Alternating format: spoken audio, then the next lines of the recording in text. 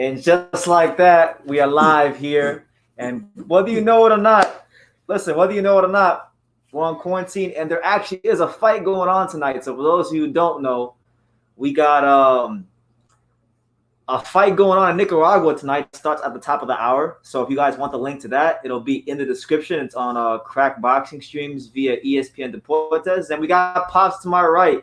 We got these fucking masks on. Yes. Hey, Pops, talk to him right. You know what? I'm tired of this coronavirus. I'm tired of this bullshit. We're tired of it. I'm glad to see some type of boxing. Yeah. And you know what? Fuck this mask. Yeah, fuck this mask. We're talk boxing right now. We're right here. Two Schools Box hasn't been live for a long time. We're gonna talk boxing, whether it's Spanish, Chinese, any kind of language. Right. But we know that boxing is the universal language, and we're in the greatest place, Nicaragua, where P4P and Two School Sports, Chocolatito's from, and the great Alexis Aguelo's from. So guess what? I'm looking forward to just being there at the stadium and enjoying this fight. So let's stadium. We're on the stadium. We're on I'm saying we're gonna watch the fight on here live and talk about boxing. I'm very excited about it. So the best thing you guys can do for us is make sure you guys smash that like button. It's standard protocol here on True School Sports. You smash that like button. Drop a comment down below. Let us know what city, what state, what continent you're streaming from. And if you don't know what the hell we're talking about, there is a boxing card on today. Okay. For those of you who don't know, now look, it's not the best boxing card in the world, but it's something. When we haven't had no fights in I don't know how long, we'll take anything. So it's a start. Listen, I don't know shit about none of these guys. I don't know shit about shit when it comes to none of these guys. But the main event of this card is a guy named Robin Zamora. He's 15-7. Mm-hmm. And he's taking on Romero Blanco, who's 18-7-3. Wow. So I don't know what to really expect from these guys, but we'll be here giving you guys a live fight reaction, a live play-by-play, whatever you want to call it, in the whole 9 yards. So with that being said, anything else you want to get off your chest? No, man. I'm just excited that at least there's some type of boxing on, and that we can actually go live and talk boxing with our audience and get this rolling again. Hopefully, sooner than later. There'll be more fights on. Yeah, so if y'all want that link, it's in the description. I'm gonna put it in the comments for you guys. So if you want that link, it's right over here. Yeah, so anything goes, any question goes. The card on ESPN Deportes will start at the top of the hour. So if y'all are interested in watching some live boxing today, new boxing, fresh boxing, the link is right there, and it's gonna start in relatively about 50 minutes or so. And it's basically gonna be in Spanish. It's in Spanish. But it's in Nicaragua at the Alexis Aguelo Arena. And ain't nobody on the card really worth noting. But like I told you guys, when we haven't had a fight in so long, and when we haven't had a live fight reaction in so long, anything at this point will suffice. Anything. The last time I went live for a fight was Jonah Carroll versus Scott Quigg. Wow. That's how long it's been. It's been all the way since Jonah Carroll versus Scott Quigg. We got my main man, G Boogie, in the building. Big shout out to G Boogie. What's up, champ? How you doing? I'm just excited to see this boxing, and hopefully there'll be more good things to come down the road. Just bring it on, guys. Let's talk. We'll let you know about this fight. While we're staying away from the card to start, let's get into some of the boxing news. Sure. I don't know if you saw it today, but Eddie Hearn recently said that he regrets not signing Tyson Fury. That he wish he would have signed Tyson Fury. What do you make of that? Well, I told you what we were talking about earlier. I think if he would have signed Tyson Fury, I think it would have been to protect, like we were saying, to protect Anthony Joshua from actually fighting Tyson Fury. Think so? Yeah, I think. And if the fight did start, when the fight start, of course, Eddie Hearns will have the upper hand because he will have both fighters under his own umbrella. Yeah, so, makes sense. Fair enough. That being said, since Frank Warren is the promoter for Tyson, and Hearns is for Joshua. They've always been enemies going back and forth. So it just ends up. It's just going to be a great story when it's said and done between these two promoters going at it with the two heavyweights when it happens. Absolutely. Mm-hmm. Recently I was watching a couple of fights. Have you watched any fights since quarantine started? Is there any fights you watched that were of interest to you? I know we watched a couple of fights. No, I haven't really watched anything. Like I want to watch a lot of the old fights and probably go live for them. Like I was telling you before, we still got the time with all fights on HBO or whatever. We can just go live and have people comment on it. But No, I haven't watched any fights. That's why I'm excited about this one right here. One of the things that I wanted to talk about was the Eddie Hearns. He really disappointed me. How You're gonna go there? Yeah, I have to go there. You're gonna go there? I kind of want to avoid talking about it, but we'll go there. Go there if you want. I just have to go there and short and sweet. Eddie Hearns should have been more. He wasn't lenient to Billy Joe Saunders when he came out punching the bag, and even though people thought it was funny and talking about domestic violence with this woman, but he can go ahead and allow David Haney, who's an American boxer, go ahead and make the comments he made, and just like, okay, I understand he's 20 years old, 21 was a youngster. He said he had no problem with it. He had no problem with it. Well, I disagree with that. I'll leave it at that. Okay, I really don't want to camp out there. No, we don't want to. We don't want to camp out there today. Honestly, yeah. Like I'll say this. I'm not gonna camp out too much on this. So since you brought it up, I'll bring it up. Recently, I went on a channel. I'm not gonna say his name, but I went on a channel that people have been wanting to see me go on for a while. Yeah. And I tried to have a debate with him about boxing, and he yelled and whined like a little bitch for the whole entire time I was on his show, and that's what it was. So I want to avoid any and all negativity today. Like I want to talk about boxing. So anybody drop them comments down below. I'm kind of disappointed about the Monster and Casemiro fight that actually happened. I want that fight to happen, and now I don't know. You're really high on Casemiro. Yeah, I think Casemiro is going to put an ass whipping on the Monster, and I'm big on the Monster. I just think that he's improved. I like what I was seeing when he was in the gym. I liked his quickness. I like his power. He got really big power. And I'm a big firm believer also in experience, like I always told you, that overcomes youth. But I think in this case, I think this Philippines real hungry. Yo, that's my guy Fernando. I know him. Wow. Yeah, who don't you know? That's crazy. There's a guy on ESPN Deportes who's a local Florida boxing judge, and I've been knowing him for like 5 years. He's just there on ESPN Deportes. Yeah. Good for him. Yeah. I just saw him in the Roman Gonzalez fight. That's a good thing. Yeah. So but I want to get to my man G Boogie's comments. Look at the G Boogie's comments, because he says, I don't think Hearn would do that. Pops, shout out to Pops. He then proceeded by saying he will want to make that fight because that's a profitable adventure for Eddie Hearns. Hearn is all about the money. Yeah, he is about the money. He ain't hear about feelings. No, he doesn't want to see the George Washingtons and Abraham Lincolns and Benjamins. He wants to see the Queen on the British pound. He loves a good British pound. So yeah. What else was going on? That. What did you think?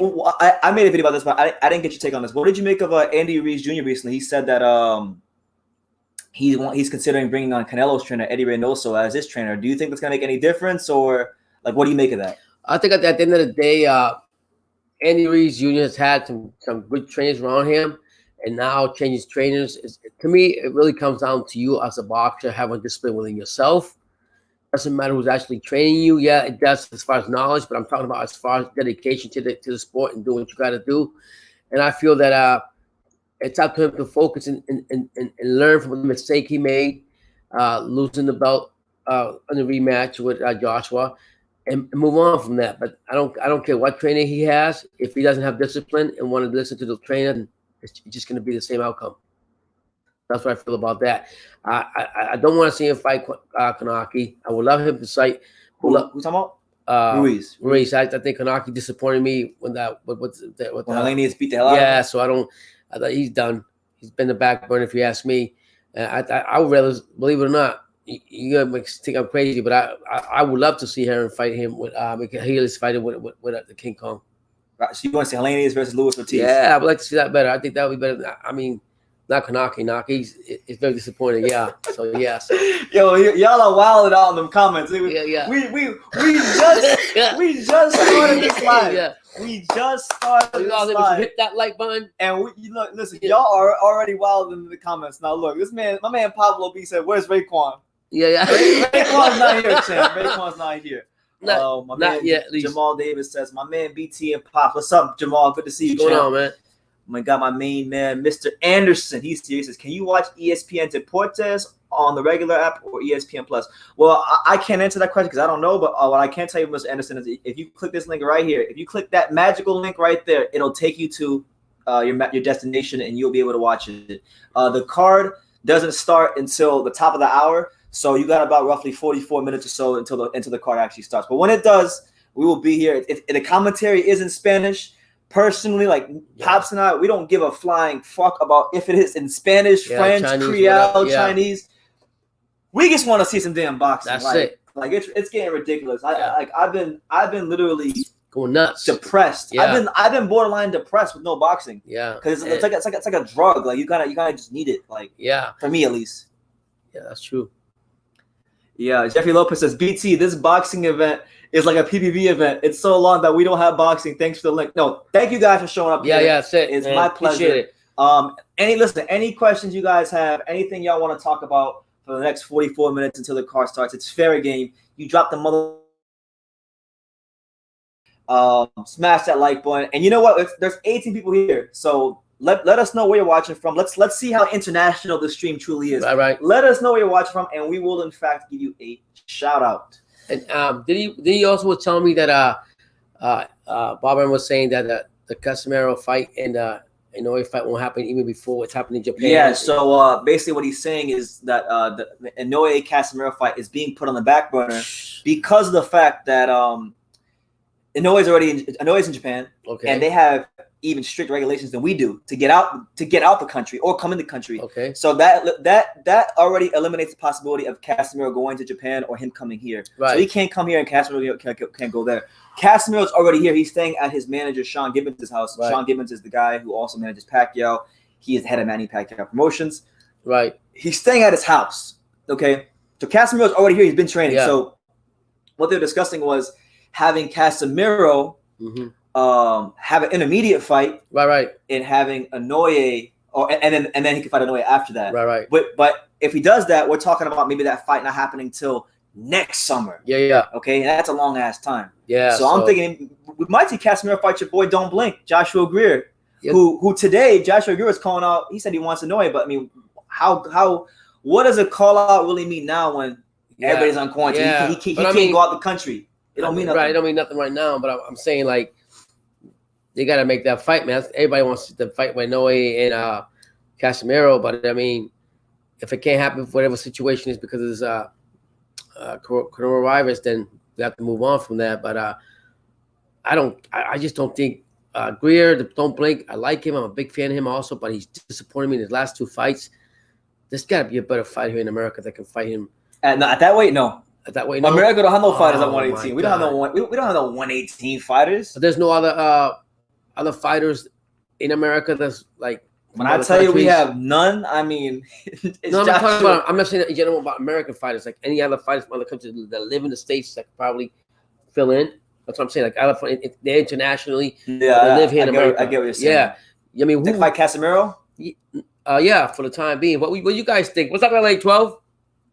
Yeah. So that's a fight. I was licking my chops on it, So yeah, that and then like I said, the Chocolatito whenever that happened with Estrada, that's another fight that I want to see. So yeah, I'm really excited about those.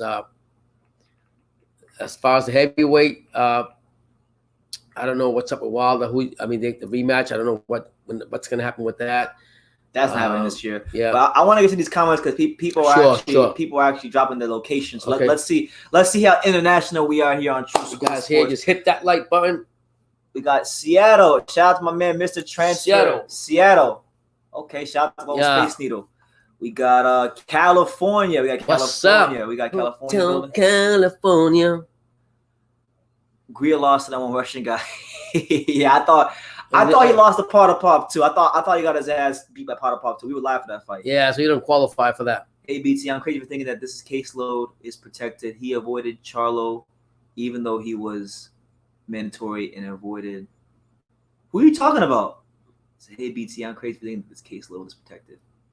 I'm not sure who you're talking about. Yeah.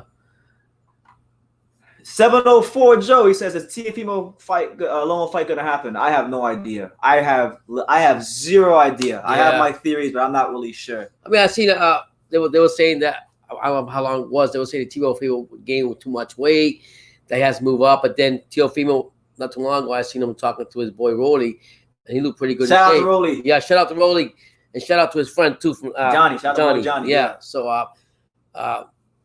I seen him, and he came out on that when he was talking to Rolly on the stream, and he looked perfectly shaped. Those are all false accounts. They're saying that he's not ready to fight Lomachenko. He actually looks pretty good. We got the Bronx, New York in the building. What's up, Bronx? Got Dallas, Texas. I got massive Dallas. love for What's Dallas, going Texas. on, Dallas? San Bernardino's in the building. Shout out to San Bernardino. Rigo versus. I just knocked the butt out in a street fight in Nebraska. Hey, if it ain't on tape, I don't believe you. So that's you're big Earl Spence fan. Is that what you're saying? If you didn't get it on tape and post it on Instagram, it doesn't count. Because my man is T-Bud. I'm gonna tell you straight up. I call him Nebraska's son, and I like him because when he gets in the ring, you gotta bring it out. When he brings it out, you caught a lot of heat recently because we did a video recently. There was one day where you were feeling really animated, so I just decided to film you because you were one of those moves. Right. So T-Bud, you were going in about Bud fighting Jermell Charlo, and you caught a lot of heat. People were saying this Pops guy, he's a fool. He doesn't know what he's talking about. He don't know shit about boxing. I'm gonna tell you again, Charlos. Someone needs to shut them Charlos down. How are you gonna win a belt? Take the belt from Harrison. I don't know what I'm talking about. Take the belt from Harrison, and then you're gonna go to the food stamp line, not against anybody, and ask for a voluntary fight when you got Banana Rosario waiting in line to whip your ass. They were saying apparently. So fuck Charlos. I want somebody to beat the shit out of him. I don't care who it is. I'm tired of them fucking talking, and I want somebody to humble them. If you got that strap, go chase the other motherfucker with the other strap and do what you're supposed to do. Damn. So T-Bud will take anybody right now. You know why? Because nobody wants to take T-Bud. There's a reason nobody wants to fight Bud. Okay? And I always say, what I like about T-Bud is he's got a dog in him. You got to bring it out. But when he does, he brings it out every time. And all the guys out there, all the naysayers, the Charlos, whatever Charlo it is, whatever other welterweights out there, whoever it is, bring it on to Nebraska. You're going to light your asses up like the Nebraska, the color red in Nebraska's colors for the college. Cornhuskers, yeah. Cornhuskers. So, yeah. All right, Rigo versus Inoue. Would that be good, or will Rigo get stopped? I think Inoue would stop Rigo. I think Rigo's too chinny. He's a bit too old. Yeah, but it's a good fight though because even though Inoue is great, and I personally, for me, I'm in a very small minority. Yeah, I have him as the best fighter in boxing right now. I think he's a pound for pound best fighter in boxing right now. I think he's very he's vulnerable. There's any vulnerabilities there. This man said, I'm the best fighter on Bud's resume. No, you're not. You're not better than Jeff Horn. You didn't beat Manny Pacquiao. You didn't beat Manny Pacquiao at the rugby stadium. You can't be better than the best fighter on Bud's resume. Eddie Hearn exposed Charlo. I saw that. I saw that on Instagram. I didn't really see the whole clip. I just saw where he was hitting the bag. Eddie Hearn was saying, "What would you do to Billy Joe?" And Charlo was throwing all these weird punches and whatnot. Yeah, but no, Eddie. Listen, I really don't want to talk much about Eddie Hearn because I'm upset at him at the moment. So I'm gonna leave it at that. Whatever happened to Saul Neno Rodriguez? He's around 130, 135. I don't hear him in the mix versus all those other guys. Yeah, he was getting a lot of hype a couple years ago. Neno, I mean, he seemed to be on his way to boxing superstardom. He was in a million Ellie Sackback videos. This guy was supposed to be the next big thing. Yeah. And the funny thing is, I know his manager. His manager's actually from my area. A guy named by the name of Peter Kahn. He manages a lot of fighters like George Kambosos Jr., Amir Imam, Logan Holler, a lot of fighters. He took a loss a couple of years ago to Miguel Angel Gonzalez, and he had his first fight since that fight back earlier this year in February 28th, and he got a win there. So with that being said, he's on the comeback trail. He's got to rebuild himself. A loss doesn't define you, but he's got to rebuild himself because you know how this world is now. Yeah. You take a loss, and all of a sudden you're not worth anything. No, people are already judging you for everything. But what's that? Ryan Garcia and Diego Alley 12 ask you. My man, hold on. My man, shout out to Puatos. He says they act like Bud got the coronavirus. Yeah, there you go. Good answer. I mean, that's true. Somebody better bring it to him, though. I got him too. Coronavirus or not, he's gonna win. Rigo said, Rigo is not shitty. He got knocked out. The tough Mexican. He knocked out the tough Mexican guy that got a draw at Figueroa. Talking about Julio Ceja. Nah, he is chinny. This dude, Francisco, what's his name? Fernando Cordoba years ago dropped him. If you can touch Rigo's chin, he normally gets flattened. So that's just what it is. But hold on, I want to go back and check on this whole entire telecast just to see what's going on. Nothing's going on. Hold on, it's pausing up. So yeah, it's your boy Beat C. We're live here on True School Sports. Make sure you guys smash that like button.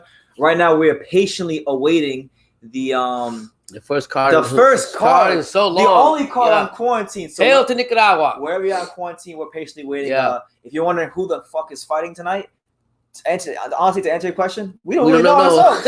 But we can tell you the names. Yeah. Okay. Yeah. We can tell you the 15 names. 15 and 7. The main event on this card is Robin Zamora, a lightweight, 15-7-0. So 15 wins, 7 losses, and no draws, versus Romero Blanco, 18-7-3. This is actually a rematch between these guys. This is actually a rematch between, I think, 2 local Nicaraguan fighters. You know, most of these fighters are local Nicaraguan fighters. They're fighting in a Nicaraguan boxing venue, which is the Alexis Arguello Arena. You know, this guy.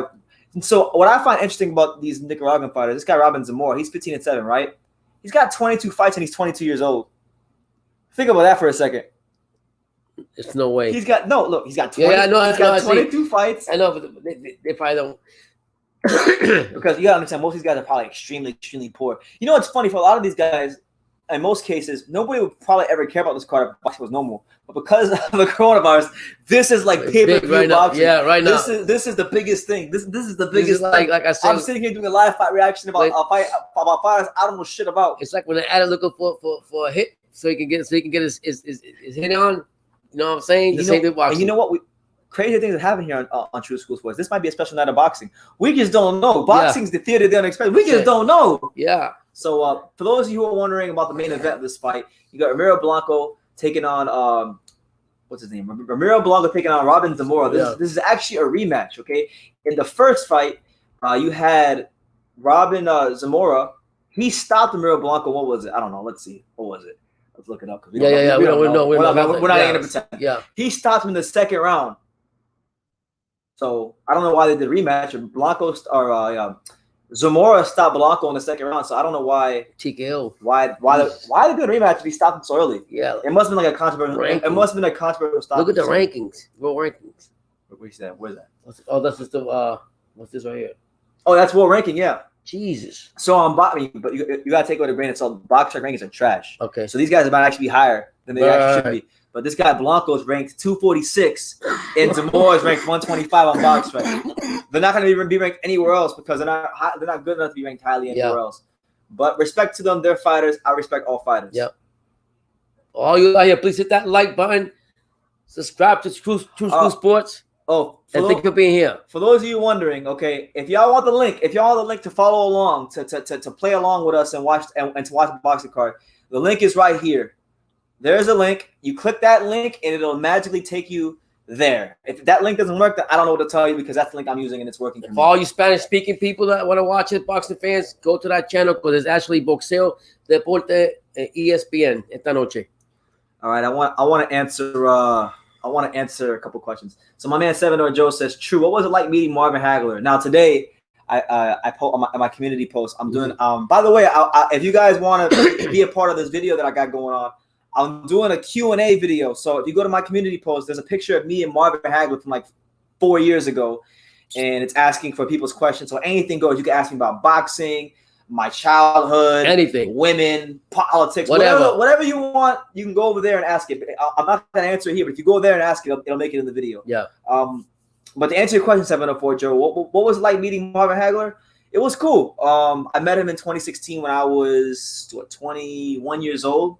At the WBC convention. It was at the Diplomat Hotel in Hollywood, Florida. It was pretty cool because, you know, when you go to the WBC convention, all the legends are there, you know. Like literally in a 5-minute span. Yeah. In a 5-minute span, I saw Iron Barkley, Roberto Duran, Miguel Cotto, and Marvin Hagler. All this happened in a span of 5 minutes. Yeah. So it was pretty cool. But Marvin, he's an interesting guy because he walks around like he's not a mean guy, but he walks around with a chip on his shoulder.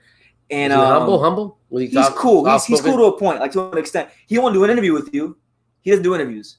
Because and I was told the reason he doesn't do interviews is because he feels like the boxing media treated him wrong when he was fighting. So he kind of has a thing against the boxing media. Because of like how I guess they treated him when he fought Ray Leonard and things like that. That's what I was told. I don't know how Right. true that is. I But mean, that's what I was told. Hagler, I grew up in this time in the 80s and 90s. But he was cool. He was great, and I loved him.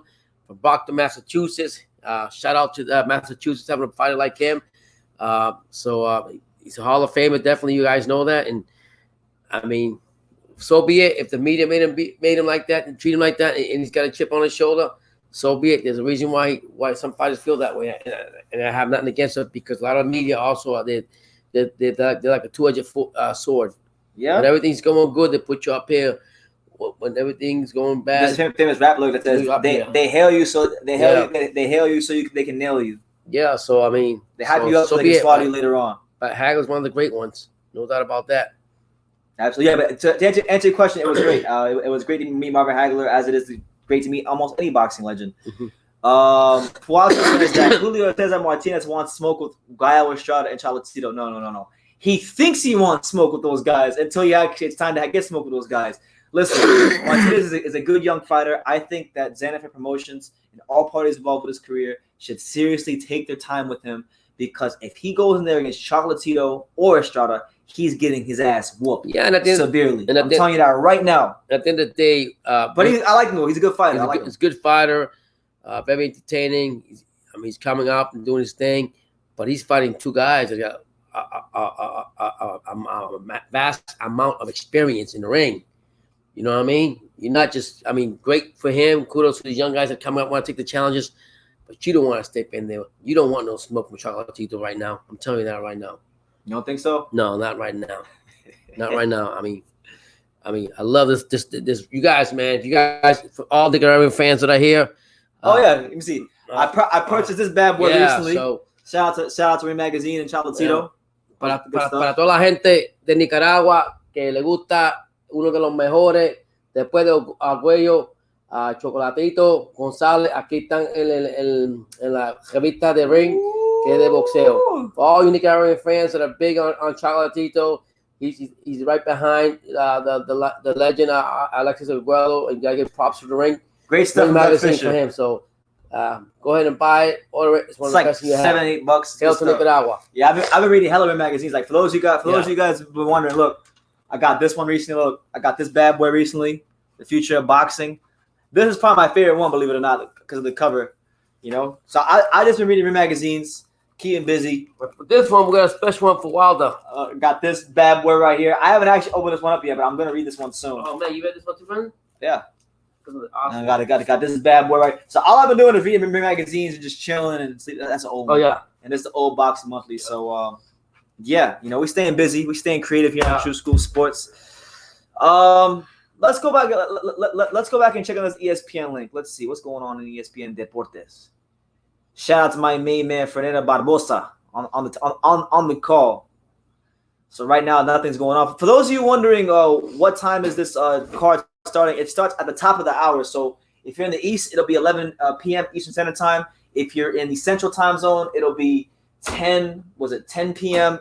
Central Time Zone, and it'll be 7 p.m. if you're on the Pacific. And then if you're in the UK, it'll be what, 11, 12, 1. Yeah. It's like 2 or 3 a.m., something like that. So yeah.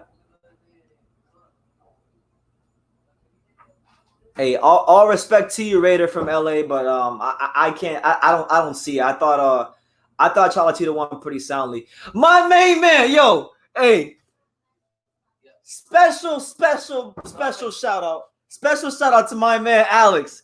For those of you, what's up, Jimmy Braxton? Yo, you're supposed to be here with us. Yo, for people who really been following True School Sports over the last couple of years, y'all may remember my boy Alex. We used to go for all the lives together. For all the lives. It's been a long time since me and Alex have been live. But shout out to my main man Alex. Hope you're doing good, bro. Yeah. Hope you're all right. Miss you. We need to get you one of these lives soon. Hopefully you're staying safe and doing good in life. Shout out to Alex.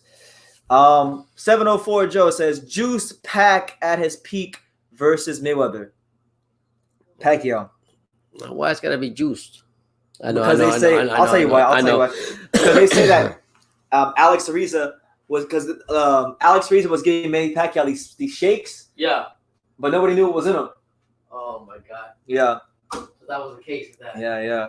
Alex says, yo, I wish I could watch with y'all. Yeah, me too. Yeah.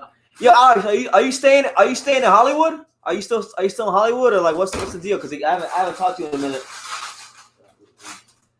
Charlo moving up to 168. Now he don't want that smoke. Not right now. He's got some unfinished business to take care of at 160 before he moves up. Let me go back up to see some comments. But yeah, it's your boy BT. We're live here on YouTube. Keen Mitch, what's good, champ? I see Keen. Keen was on one of our lives once. We got LA 12, Frank Sanchez versus Junior Farr. That'd be a good fight. You know, Frank Sanchez is definitely the more skilled boxer of the two. He's the better fighter in terms of his polished skills, but he don't really have that punching power. He don't have that thump to put a guy like Junior Farr out of there. But then Junior Farr is extremely limited. So I'm gonna say Frank Sanchez wins a very comfortable 10-2 easy decision over Junior Farr, because I don't think Junior Farr is gonna fold up Frank Sanchez. Mr. Transfer asked one of the boxing's great questions. What happened to Frankie Gomez? Also, the last time I saw him was on the Canelo Khan undercard. Yeah, Frankie Gomez was a very promising prospect. He had beat the likes of he beat Adrian Granados as a prospect in a tough fight. Wow. He in that particular fight they're talking about on that card, he had just beaten Mauricio Herrera. He looked like he was on his way to becoming a world champion, and then all of a sudden he just disappeared. How old was this? Like, how long was it? This has been about going on 4 years now. Wow. 4 years, yeah. He was literally he was on the fast track to become a world champion, and then he just disappeared. Wow. Nobody knows where he's at. That's crazy. Nobody knows where he's at.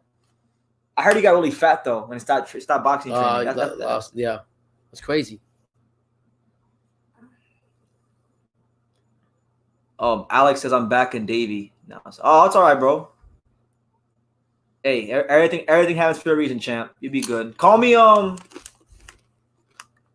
tomorrow, bro. Call me tomorrow. We'll talk. Call me tomorrow. We got True School Sports. I respect that opinion. It was a close fight, but Gaio has been sharpening his skills, and I will be the favorite over Chaco for that. Oh no, for sure. He's gonna be the favorite in the next fight because of the fact that this is at a weight that's more suited for him. He's matured and improved a lot a lot since since they fought way back when. But I gotta be honest with you, man. I think Gaio is a great fighter. I think he's going to be somebody that goes to the Hall of Fame one day when it's all said and done. I think he's one of the best fighters in boxing today. So I don't want to throw salt on his name. I don't want to disrespect him because I'm a big guy. I was trying to fan. I've been following him for many years here on True School Sports. But I'll be honest with you. I think Chocolatito, style-wise, I think his style is just wrong. It's just wrong for Gaio because if you look at Gaio is a great fighter when he's allowed to fight at his own pace. You see what I'm saying? But when he gets a fight, when he gets a fighter that can put him on the back foot, it becomes a lot more difficult for him. And I think Chocolatito, you know, his style is going to put Gaio Estrada on that back foot. And Chocolatito, to me, thus far in his career, based on what we've seen, I don't think you can confidently say that, you know, you can beat him backing up. To beat Chocolatito Gonzalez, and this I've always said this. If you're going to beat Romo Gonzalez, you're going to have to beat him by backing him up or hurting him. Yeah. And could Gaio try to potentially hurt Chocolatito? I maybe, you know, this is not Chocolatito in his prime.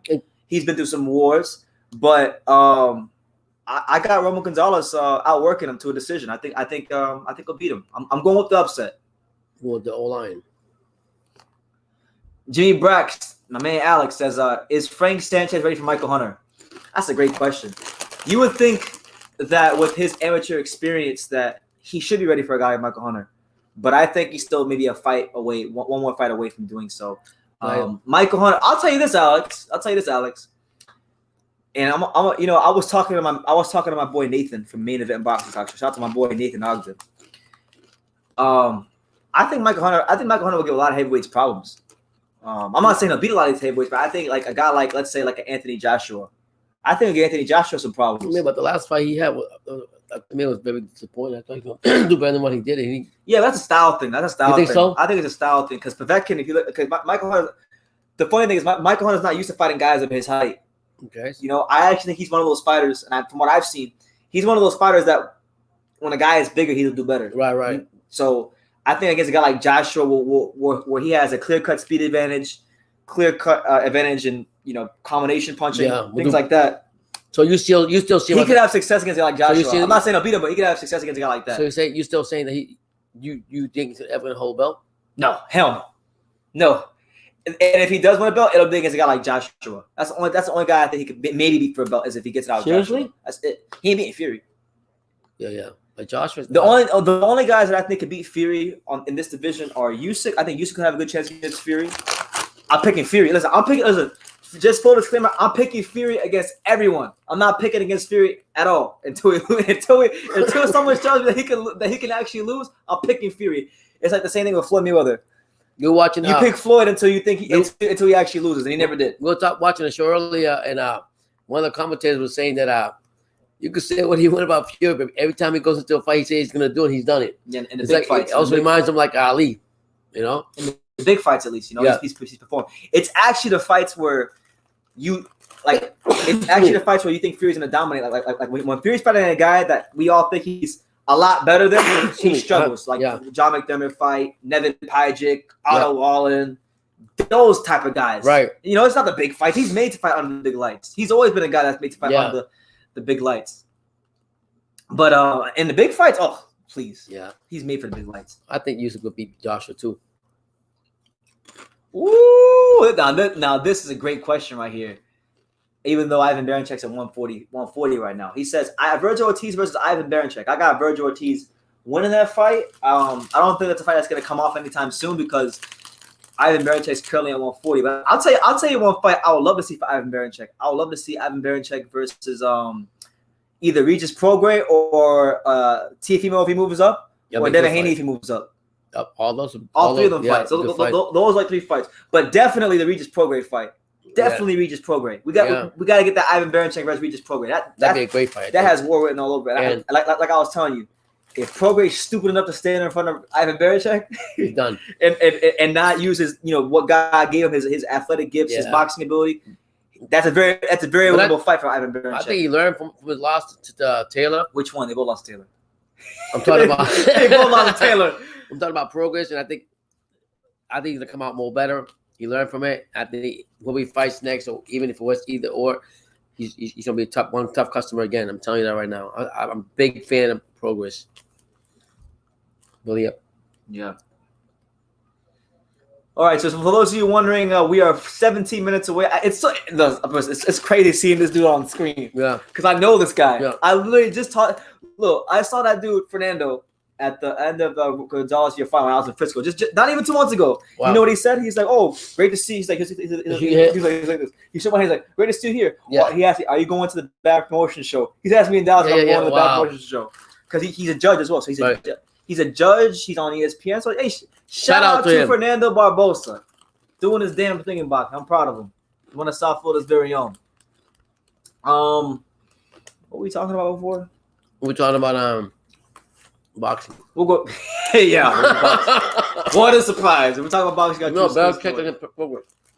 Yeah, that'd be a good fight. I want to see it. Let's see. Roman was not the aggressor versus Rungvisai. Rungvisai was pushing the pace and was getting outboxed by Guile in the second. No, you're wrong about that, Raider. In the second half, from the fourth or fifth round of the first fight, I'm not talking about the second fight. The second fight, Cholatito got destroyed. I mean, absolutely destroyed. But that first fight, we've never seen him more. After the knockdown, Cholatito was super intense. I mean, with the way he was hunting Rungvisai, he didn't get the decision. So I would respectfully disagree with you. I think from the fourth round on, he was the aggressor in the first fight. Second fight, different story.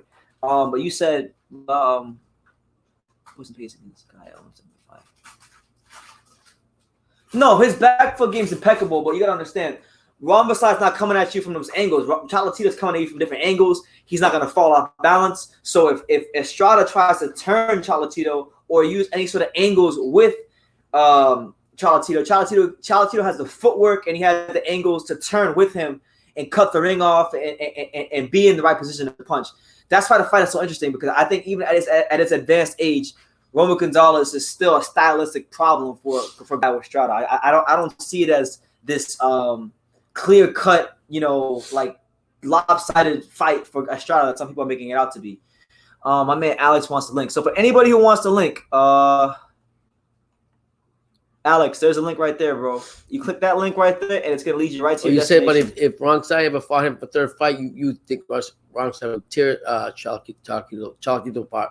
Yeah, I've been telling my dad. He keeps saying, Brendan, BT, put Chocolatito there alongside third time. I said, no, I don't want to see that shit. I'm not trying to see Roberto Gonzalez lose. I want to see him win. I understand, but I like to see the. I'm not trying to see that. You know, he got his ass whooped twice. Well, not the first, once. The first time he won. Yeah, the first time I think that Tallahassee won that fight. He was a warrior on. I think got knocked down. But I mean, if he fought wrong side again, I think I don't know. I got to go with Chocolatito. I don't care what you tell me. Okay. Especially how he feels right now. How he's hungry. I mean, it's easy to feel that way. I mean, you just fear the fact that you said style wins fights. So you're saying basically that Chocolatito could never fight the same level that wrong side. Where's wrong side now? Hold on. You know Vernon Forrest? Yeah. Okay, Vernon Forrest beat the crap out of Shane Mosley twice. Right. But then he fought Ricardo Mayoga, and he lost twice to Ricardo Mayoga. It's just one of them things where a guy has your number. Right. It's one of them things where a guy has your number. And listen, there's nothing wrong with that. That's happened in boxing many times. So there's nothing wrong with that. Nothing at all. Guys, hit that like button. Smash that like button, please. And thank you for being here with it's been a while. I'm going to say what's been like 12 days since I've been live. Oh, my God. It's been a long ass time since I've been live. So it's going to be live again, I hear you guys talking. I haven't been under these lights in a while. You know, the iconic lights. For those of you who don't know, this whole lighting situation that I got going on, Alex knows because Alex is my friend from Dania Beach. And he's been to my apartment, and he's been to my old house on 7th Street, right, and 6th Street. Well, no, not 6th Street. Well, no, 6th Street, 7th Street, and Sheridan Street. He's been to all the places. So Alex will know. That I've had the same lamp doing these boxing videos for the whole time I've been on YouTube. Do you guys feel that when a boxer comes out towards the ring, and a lot of Hall of Fame boxers, great legends have fought in that arena, and just the fact that you see the fighters as you're walking through the ring put pressure on any fighter as they're fighting in that venue, such as the fight with Wilder and Fury when they were fighting, and Fury's coming out on his walk, and he's looking side to side as he's walking in the ring, and he's seeing all these the heavyweight greats the heavyweight fights that were there. You think that actually affects a fighter as he's walking through the ring? I do. Yeah. You look nervous though. I mean, you were right when you looked at that when Fury was coming through, and you looking back and forth. Yeah. Javier Fortuna versus Luke Campbell. I got Luke Campbell winning an 8-4 ugly unanimous decision because every time Fortuna fights, it's freaking ugly. There's always something going on. Yeah. That's every time I've seen him. There's always something wrong with him. Last time he fell off the damn thing. I maintain to this day. What's your name? Granados. He fell off the speaker or some shit, and then I don't know what happened in the last fight. It's always something. Yeah. So absolutely, that'd be a good fight though. All right, some of you guys are agreeing with what my dad is saying. Now, I'm glad that some of you guys are agreeing because there's a video coming out on this tomorrow. What's up? I got a video coming out on this tomorrow because I've been saying recently that, and this is my thought. Right. Okay. I got massive respect for Anthony Joshua. I love what he's done for boxing. Okay. I don't hate the guy, contrary to popular belief, but I have this belief that I don't believe he can handle big time boxing in America. Now, the Brits say True School Sports, BT, what the fuck are you talking about when you say big time boxing in America? You know, he fought in front of 90,000 people, 100,000 people at Wembley Stadium. And then I tell them, I say, well, okay, he did fight in front of all people. Right. But guess what? When he beat Klitschko, no disrespect, but only like Europe cared about that fight. Like that fight culturally didn't move the needle as much as it should have because it was in England. As to when he fought Andy Ruiz in New York, even though they could say it was on the zone, all the Brits came. It culturally had a much bigger impact just because it was in America. And I think that I'm not trying to say that America is better than the UK because I think the British fans are the best in boxing because they get behind their fighters. They show support to their own.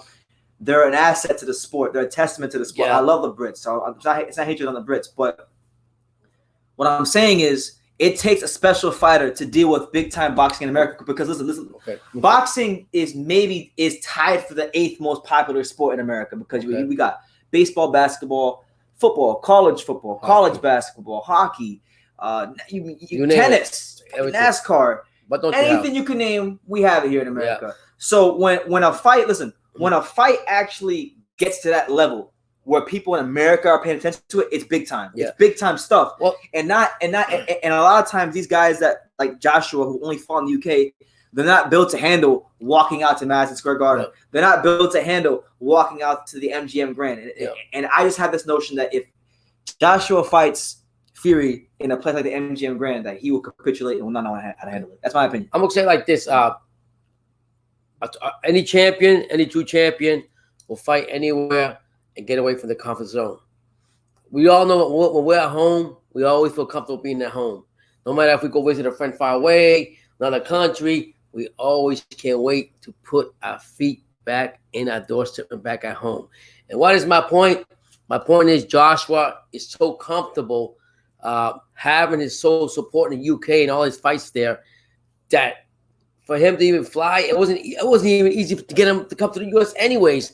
But for him to come and fly out and actually literally come out to the US and make that fight, it took him out of his comfort zone, I think. And when you do that and you get your ass beat like he did and it take you out of your comfort zone, you know, it's a good thing. It's a good thing because it shows you you can't always come home and be at home with your fans up behind you all the time. You have to go out and show it. And if he did that in America, like what Fury did, because a few weeks ago Joshua came out and was complaining about, I forgot what he was saying that about why he's not as popular as Fury in America, whatever the case was.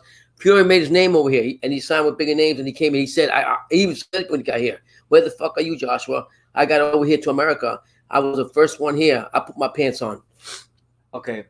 I'm gonna get to your comment, Hercules. And by the way, Hercules, before I get to the comments, Hercules, let me know what question you asked me because I don't see any questions up there, Hercules. But listen, I want to address my man Red Glove Militant's comments. Now listen, we might be on quarantine. But hey, some to stand up. Let's go Panthers. You damn right. If you don't know, you better know. If you know, you know. If you know, you know. All right. Hey, shout out to my man Philip Hergovic. Yeah, I knew that was coming. Yeah. Philip Hergovic in the Panthers jersey. One of South Florida's adopted. Let's go Panthers. Hey, so like I was saying, Joshua need to do what Fury did. Fury came out here, signed with a big promotional company, did what he had to do, got his name exposed to WWF. He did everything he had to do. And he came out here out of his own zone, his norm, and did what he had to do. And that's what gypsies do, and that's what champions do. And Joshua only did it one time. Then he expects the same respect that Fury and all the other. That's not happening. For those of you wondering, we are 7 minutes away from from the actual fight card start. Yo, I know this guy. This was another motherfucker. I had a whole full-length conversation with this dude. Wow. This guy. Whatever this guy's name is on screen. Yeah. I literally gave him he asked me for my channel because I met Marcos Caballero, who's Charlie Tito's trainer, with that guy right there. Wow. I don't even know his name. And then he asked my channel. He handed me his phone. I put it in. He subscribed to my channel. That guy is subscribed to True School Sports. From Fernando Barbosa. Shout out to Fernando Barbosa and that other guy whose name I can't remember right now. It's crazy watching this shit right now. Wow.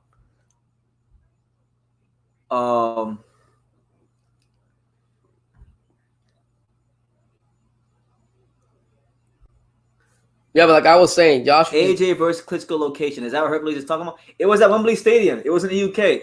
What I'm saying though is it wasn't in America. And I'm saying a lot of the Europeans get upset because I say, oh, it was in America. So like they think I'm saying America.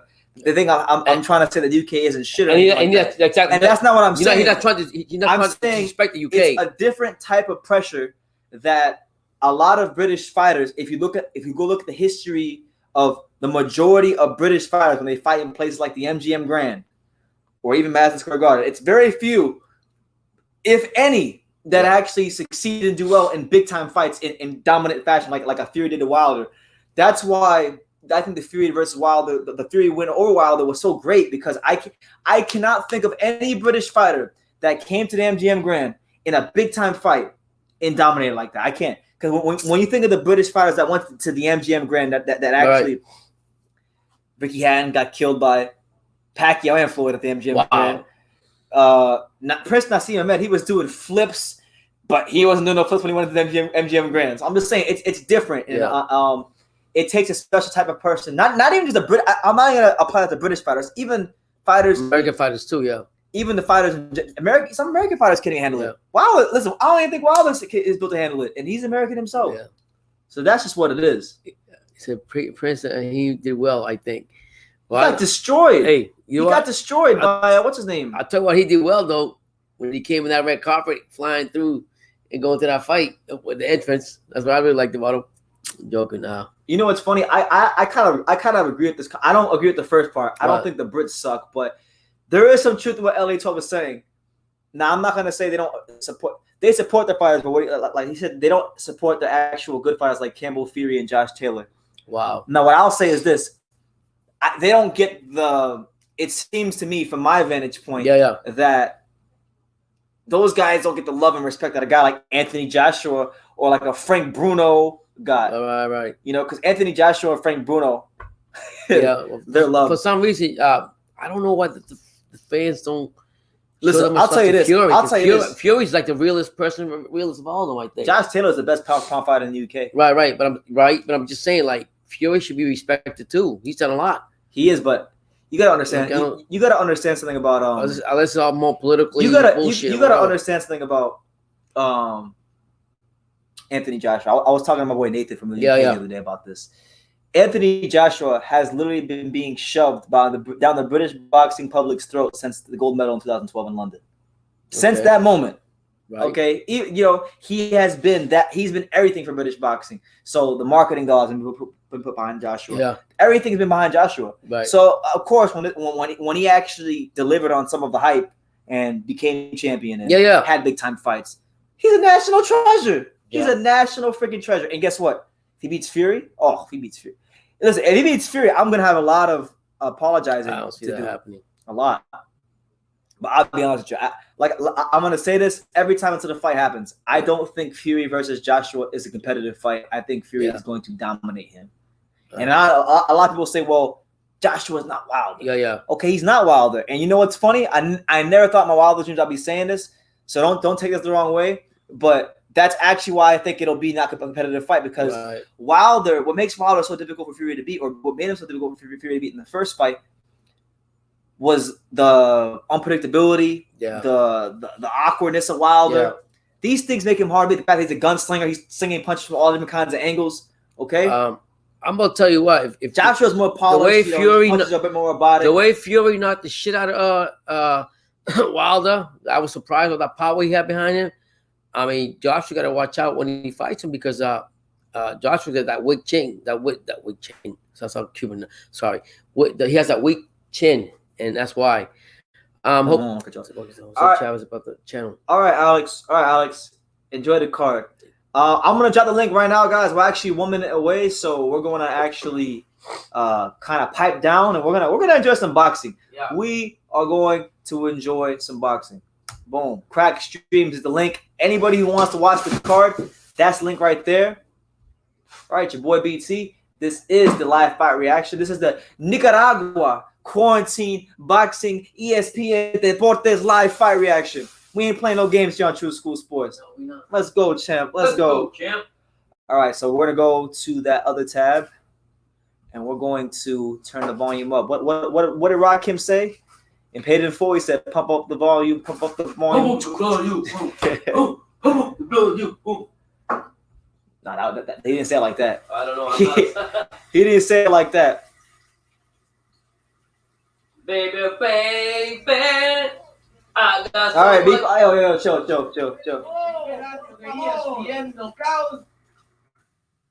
Y ahí vamos. Bueno, ya comenzó. Felicidades. Gracias a ustedes por acompañarnos. Ya lo saben que mañana los esperamos en boxeo. Thank you guys for being here, by the way. Anybody who's here, thank you guys for being here. De todo el equipo. Buenas noches. That's right. Yo, this might be the first time I've ever actually done live fight reaction with a Spanish telecast. This is a first. Apparently, Chavez Jr. called Rocky Fielding. Chavez Jr.? Yeah, you want to see that fight?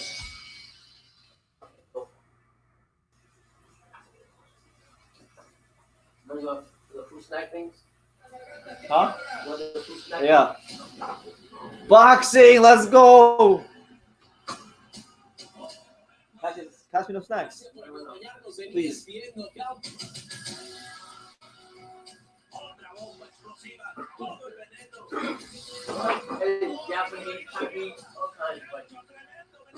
So for those of you wondering, that card's coming on right now as we speak. Chucked it right at me. All right. I'm sorry, I need to. I'm just glad he didn't peg me in the head. I'm there.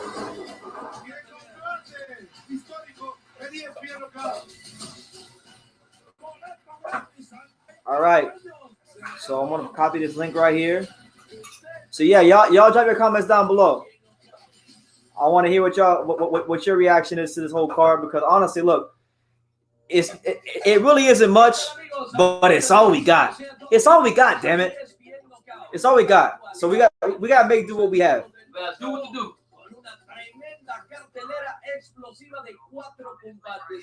It's 4 fights. It's 4 fights. It's a 4-fight card. Yeah. So it's a 4-fight card. It's a 4-fight card live from the Alexa Arguello Arena in Managua, Nicaragua. All right, hey, you know what? And speaking of Nicaragua, shout out to the real TVE, the former pound king of boxing, Roman Cholatito Gonzalez. I don't know if he's there tonight, but hopefully he is supporting his local boxing, because it'd be a crying shame if he wasn't. Yeah. But y'all click that link. Y'all go definitely do yourself a damn favor. All right, because we don't know when the next boxing card is, because there's no boxing cards in sight. So enjoy it. So enjoy it. Top boxing with us. Make sure y'all click that link and watch along with us, so you guys have the best time possible, because I have no clue the next live fight reaction is gonna be. I don't. If I knew, I'd tell you.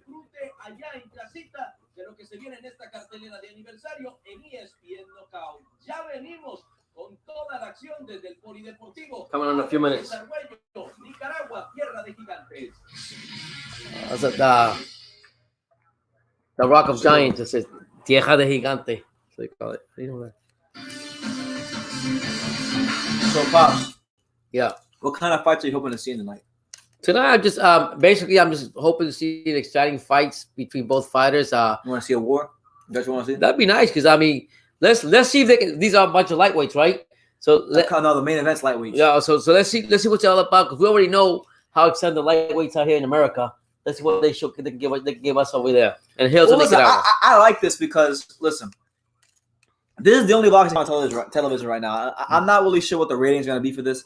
I don't anticipate that the ratings will be like exponentially high, because this didn't get a lot of publicity, and like, you know, I love my channel and I think my channel is great and all, but I don't think my channel doing a live fight reaction for is going to move the needle all that much. No, but it's a chance for these guys to make a name. Like, look, these are probably fighters that I would never pay attention to. Yeah.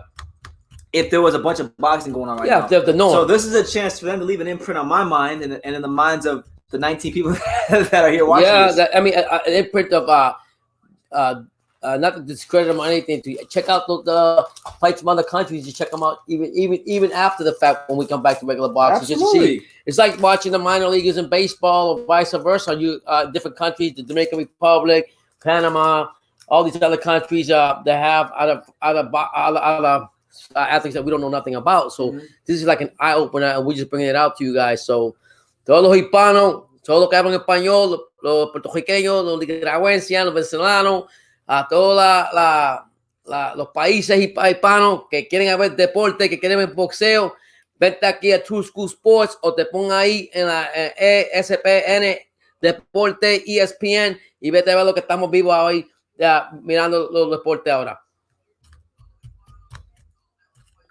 The link, Jose, the link is right there. The link is right there, bro. Jose, él te mandó la... He speaks English. The link is right there. What's this? It's a commercial. No, it's not. That's the star. That's the Sports Center. That's the star. Look at my man Fernando. Look at my man Fernando. There you go. He's getting that ESPN money. I was at, that's the card I was at. That was there. Best card I've ever been to. Top to bottom. You had a good time there, too. Oh, great. But yeah, leave your comments down below. Make sure y'all smash that like button. We're still just moments away from this Nicaragua card starting. It is the Quarantine Nicaragua ESPN Deportes. boxing special. Muchas gracias. Fight reaction. With that being said, something interesting that I found about this fight was that they're actually going to have the people in the crowd, however many are going to be there, sit about a meter away from each other, so nobody can sit like you can't just sit right next to your buddy. You can't you can't just put your arm around your girl. It's not happening like that. They said, are they showing Texas? Yeah, they were just showing Texas. Look at this. So here we go. Our first fight on the card. They got this one guy walking into the ring. He's got a mask, and his coming got a mask, and the security guards got a mask, and everybody's got a mask. So I'm curious to see how this boxing works. Like, are we going to see? Yeah. So who is this? What? Lester Lara. So he's had 16 fights. What it was? 10, 2, and 7. Yeah. Yep. That's his record. Yeah. So we got Lester Lara from he's 10 wins, 2 losses with 7 KOs. No, he's 116, lost 10. Oh, my bad. Tied 2, and 7 knockouts. Okay. Abre las puertas de el boxeo en vivo. El boxeo. So for those of you watching, okay, for those of you watching, literally everybody in the arena, from the staff to the security guards, to the announcer. And I'm not sure. I think he is fighting with the mask. Dad, if you hear anything about them fighting the mask in Spanish, let me know. Yeah. Because everybody in there has a mask. So the ring announcer too. The ring announcer has a mask. The security guards have a mask. The 5 people in the stands have a mask. The referee doesn't want. I noticed that. The ring announcer has a mask. The referee doesn't know. The referee doesn't have a mask? No, watch.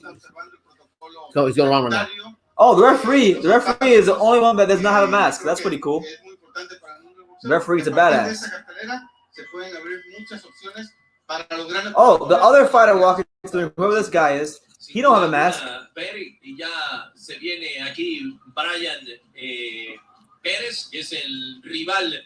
All right, so Brian Perez, he's 11-1 with 10 KOs.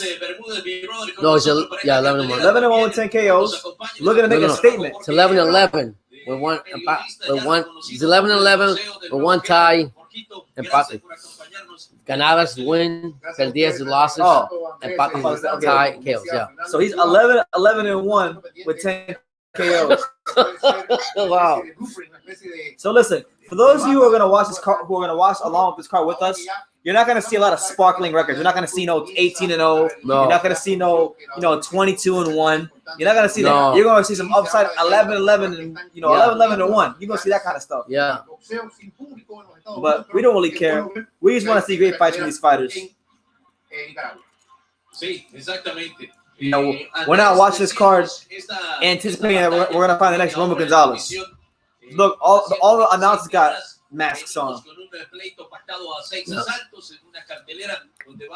The funny part is that every time I see a fighter like that with a record like that, Brandon, with 11-11 and 1, 11-11 and 1, I think it's easy fight, and he ends up giving us a good fight. Every time you watch a fight like that with a fighter, it turns out to be different. Yeah, well, the way it works these days, the guys who have 10 losses are great fighters. Yeah. Ooh.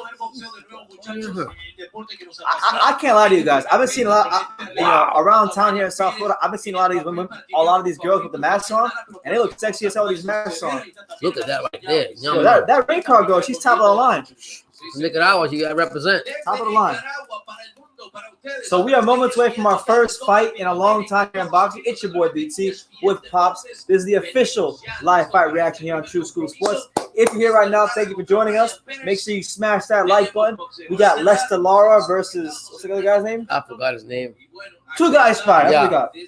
The funny part is they both got blue shorts on too with white stripes.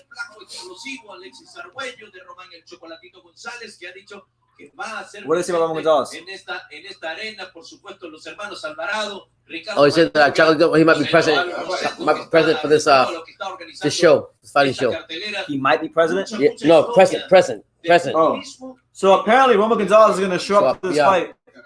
Yeah. And sit ringside.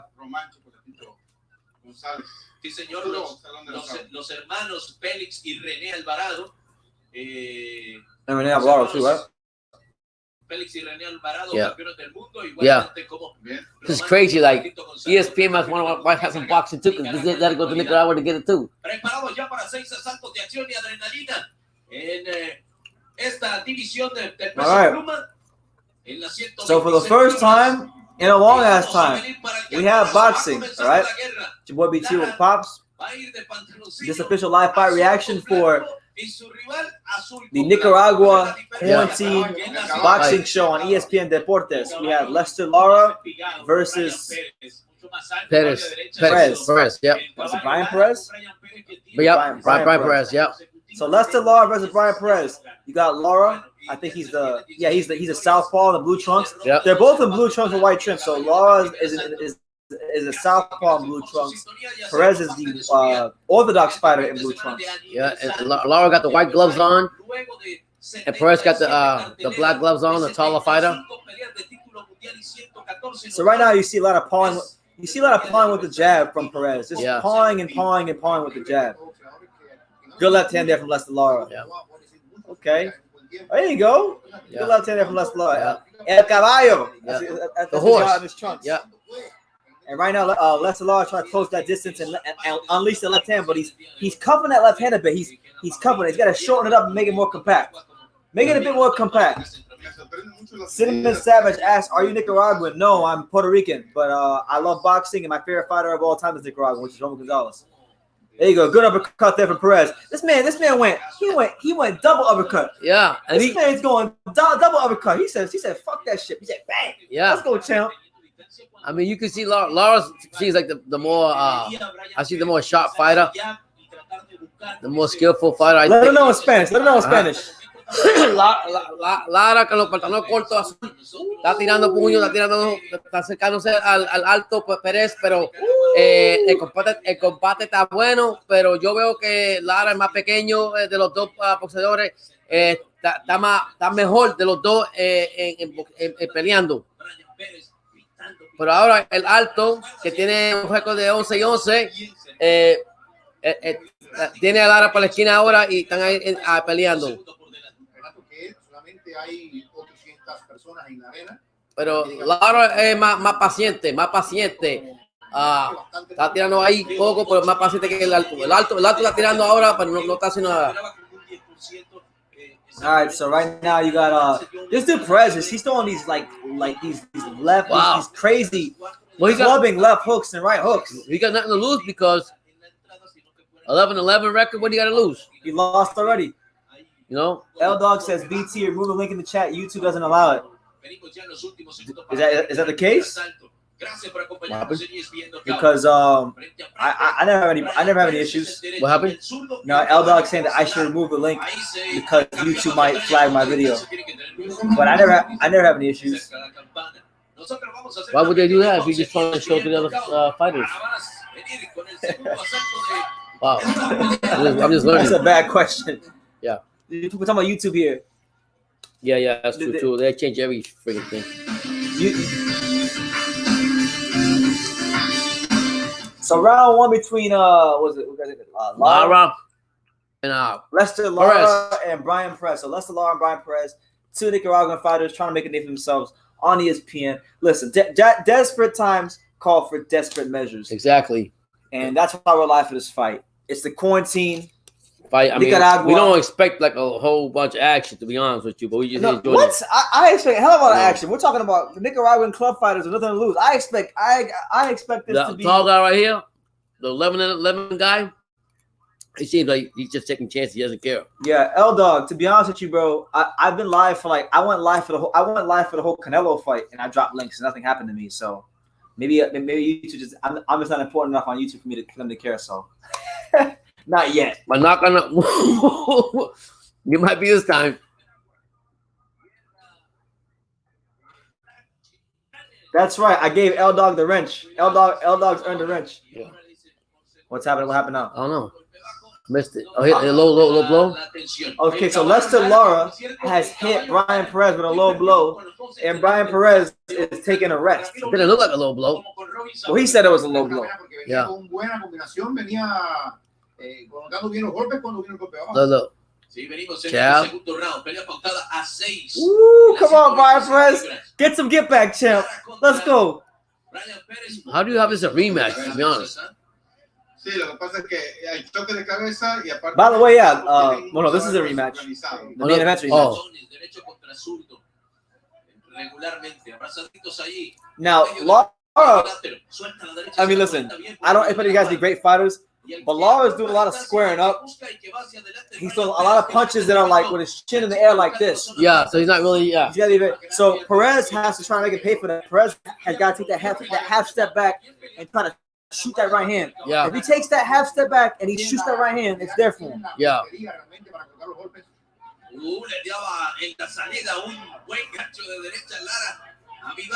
Yeah, Lara just nice right.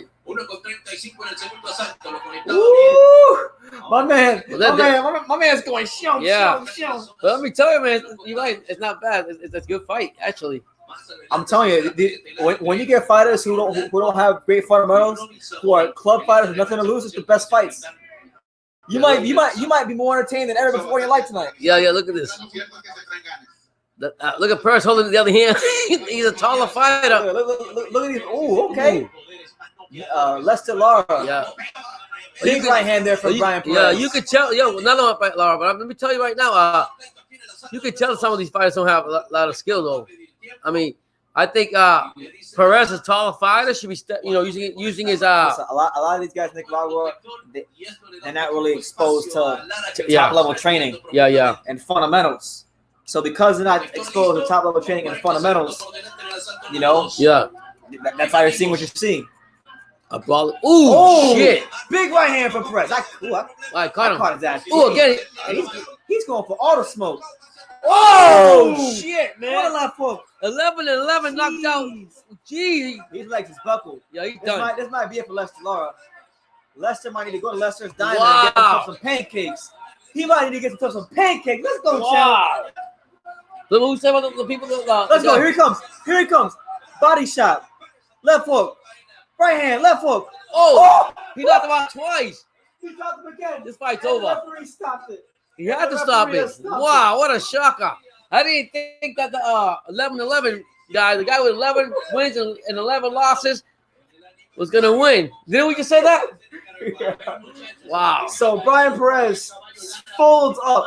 He folds up Lester Lara like a moose. Wow. He folded this motherfucker. He folded him up. Let's go, Chuck. I didn't think he was going to win. Did you? According to the record? Wow. Listen, you better throw that record. This ain't a PBC show. Yeah.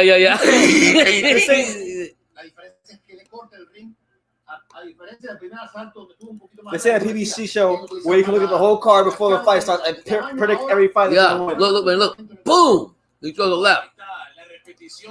Bang. Then right. That right. Right on the Fucked him button. up. Jesus Christ. Yeah, Perez. I mean, I'm glad. See, that Lara made the mistake because he's backing up in a straight line, and when you back up in a straight line, you allow Perez to get full extension. On You allow the fighter. Knock him out twice. Hercules says, "My man needs a respirator." Yeah, I think so.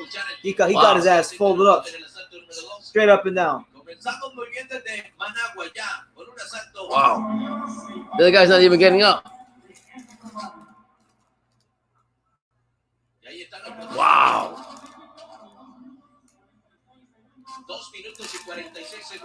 Jesus.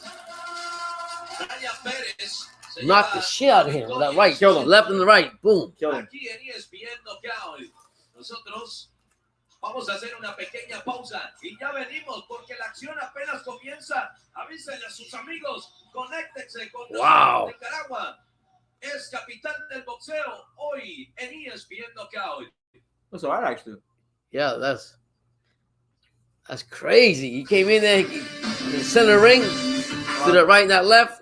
Bang. We're gonna mute it. For those of you just following him, Wow. drop your ring, drop your comments down That's so below. crazy, man. Drop your I ain't gonna comments lie. down below. Make sure y'all subscribe. Great fight, first fight. We had Lester Lara versus Brian Perez. Two guys with two extremely lopsided records. Club level Nicaraguan fighters with limited ability, limited skills. And what do we get? Nice We fight, got a though. devastating knockout. Jesus, man. I didn't have a favorite at all. In the first fight that boxing's had since the whole quarantine, Yeah. that one didn't feel. That one didn't feel the No, that Hercules, one, I agree with you on that comment, Hercules. huh? Woo! We said the bottom last comment. Yeah. That ring card girl. That's it. Yo, She's a real champion. That ring card girl is top tier. Yeah. Girl is top tier. Wow. But that was a little exciting fight, to be honest with you. It was. They're all gonna be. I'm telling you. It's like a brawling type fight. These dudes got 10 losses and 11 losses and 17 losses for a reason. Yeah, that's crazy. All right. There's a reason. There's a reason these guys got lopsided records. So for those of you who are just entering in, if you don't know what's going on right now, there is a boxing card going on in Nicaragua. Alex Aguero at the Alex Aguero Arena. Yeah. It's the first boxing card we've had on quarantine. And I mean, they have this whole elaborate protocol where they got the fans sitting about a meter away from each other. There's not really many people around the ring. They've taken all the precautions to make sure that nothing's bad's gonna happen. I mean, what's great about the whole thing is that the boxers don't have to fight with a freaking mask. Yeah, I'm just happy the boxers don't gotta fight with a mask. You know, but remember, this is Nicaragua, a third world country. Yeah, you know, and America might be different. Oh yeah. Oh man, the fight to spoil the party. In England, might be different.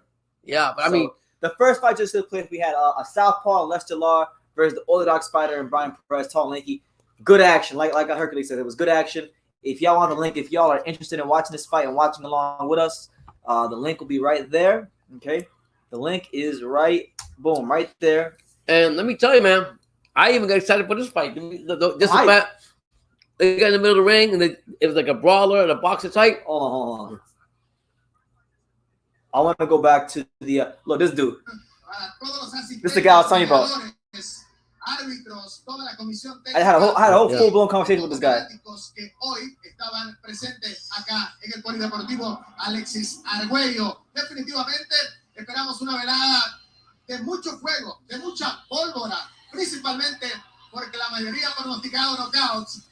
Yeah, so right now he's just saying that he expects all.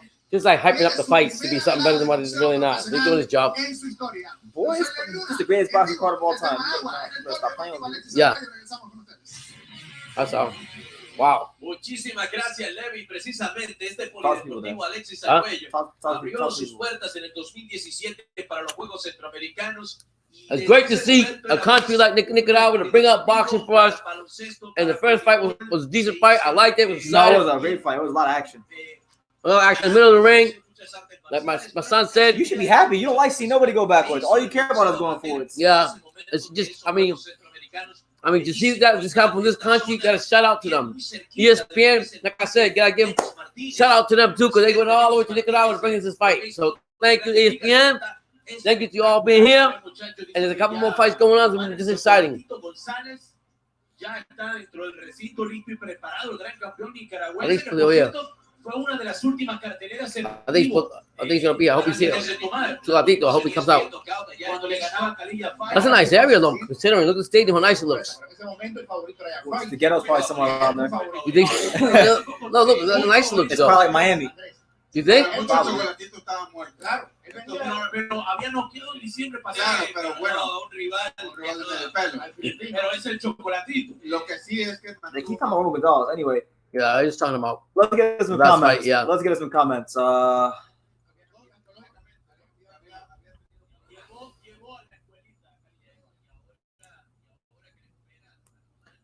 Yeah, so right now, not much is going on. Yeah, but, right now. So the first fight was really exciting.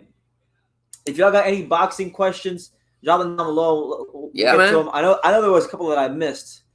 Let's see. BT versus Hrgovic, or Michael Hunter versus Hrgovic. I got Hrgovic. I think Hrgovic gonna be. I think Hrgovic is. Listen, I mean, I know L Dog is here. L Dog might disagree with me. I'm not sure if he does. Yeah. Because me and L Dog, we're similar. We're similar in the sense that we both love Philip Hrgovic. I think so. You guys and you got this bet going on. Bias. Towards Hrgovic? We're not biased. He's like you, yeah. If Philip Hrgovic is wearing this, nobody can beat him. Nobody can beat Philip Hrgovic wearing the Florida Panthers shirt. God. Nobody. But I think to be honest, Hrgovic isn't he a lot taller than Hunter? I think listen, Hunter would have a clear speed advantage in combination punching.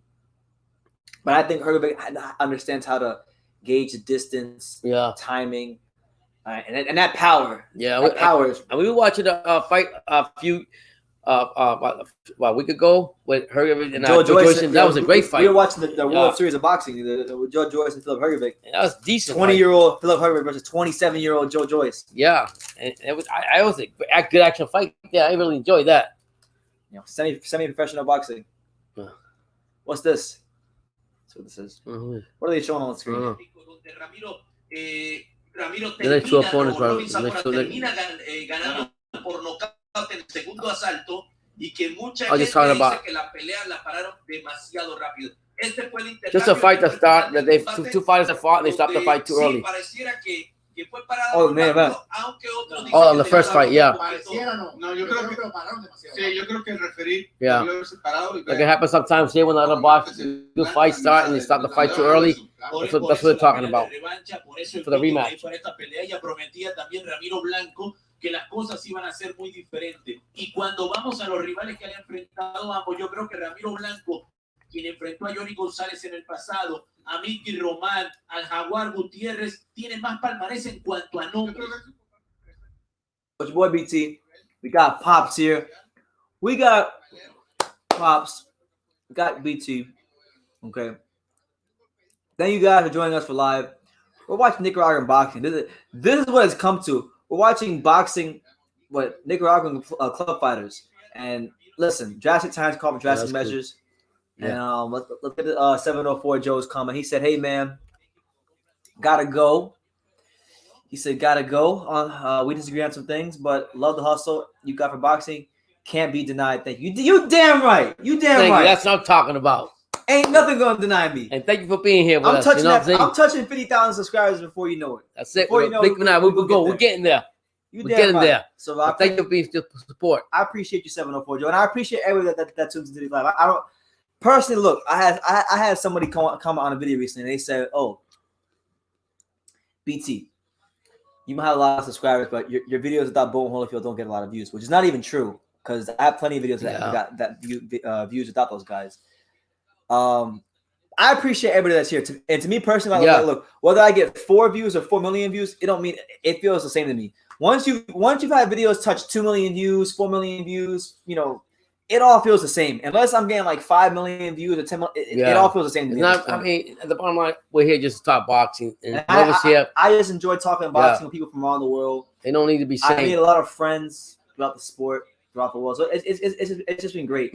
And I'm glad at a time like this where there's a card going on in Nicaragua, we can get our minds off of this insanity and get back to a bit of normality. That's it. We need that. It actually feels like it actually feels a bit like normal right now. Yeah, because I mean, think about it, and that's what we want. We want to get back to that norm and enjoy the sport and enjoy what's going on, and hopefully they'll bring it back here. Here we go. Our next fight is starting up. So our second fight on the card is starting up. So if you guys want to watch along, go on Crack Streams, go and click on Boxing Streams, and you'll see it. Yeah. What are they saying about the music? They don't like it. They're saying it's trash? Yeah. Why do they keep talking about Romero Gonzalez? They're waiting for him to come here. They're waiting for him to show up. That's a Christian song. Is it? Yeah. Romero Gonzalez comes out to that song. I can't hear the words. I know that song. Romero Gonzalez comes out to it. Does he? Every fight. Wow. I must be like a Nicaragua thing then. Some of the boxers. So you know what? So the guys said that song was trash. They're trash. Yeah. That rain car girl was amazing. I'm sorry. I'm not trying to be a simp, but that rain car girl was top of the line. You know, we've been in quarantine. I barely seen women. Now I know. You remind me when I was in Saudi Arabia when you see all the beautiful Arabian girls like this, you don't see nothing but their eyes. What fight is this? Is this the main event? No, it can't be the main event. Because Brian Castellon, he's 14-13? Yep, with 2 ties. So 14-13-2. Brian Castellon. 105 pounds. Minimum weight. Yeah, this would be a good fight. This guy's got a great haircut, so you can't be going with a haircut that great and not do well. Brian Castellon. Let's go, champ. We want all the smoke. 14-13. We're watching Nicaraguan club fighters right now. Yeah. That's what it comes to. Yeah. Está favorito Gaso, menos 200, Castellón, más 160. So over there, what? It might be like nighttime over Las there. casas de apuestas también estaban desesperadas. It's big time Nicaraguan boxing. Yeah. It's big. It's big. Big. Yeah, so we are just moments away from our second fight on this card. First fight was action packed. Yeah. Extremely action packed. Yeah. This man says, haha, guys, walk into the ring. Oh, Boxing Now. Hey, shout out to Boxing Now. What's going on, man? He says, haha, guys walking through the ring and giving hand pounds to the fence. He get the pound and then immediately adjusts his face masks for the same They may be careful, okay? Joke.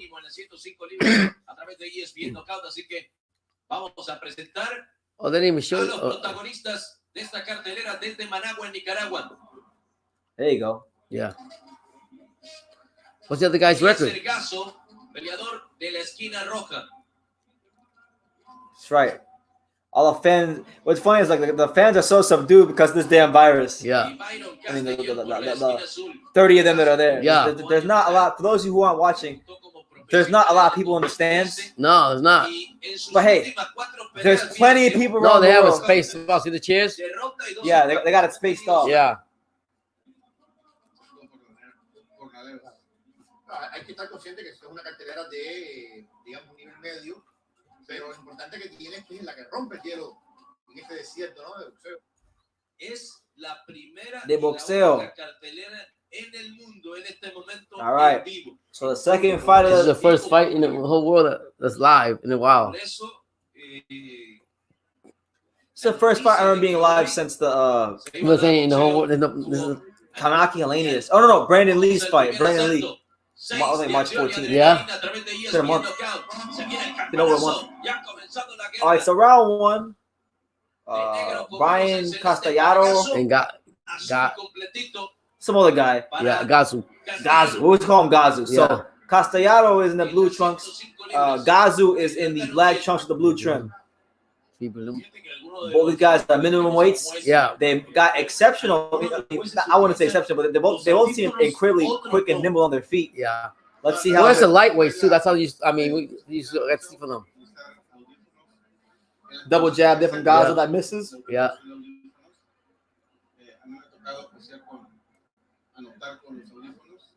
These guys look just. I mean, I know we're only about a minute in, but these guys look a bit more technically polished and sound. Yeah, than the other two. The other guys were clubbing shots, so More like a you might get more of like a regular kind of fight. yeah. Here, the other one's like a more brawler boxer type thing. But who knows? Once that fatigue sets in, we don't know. Yeah.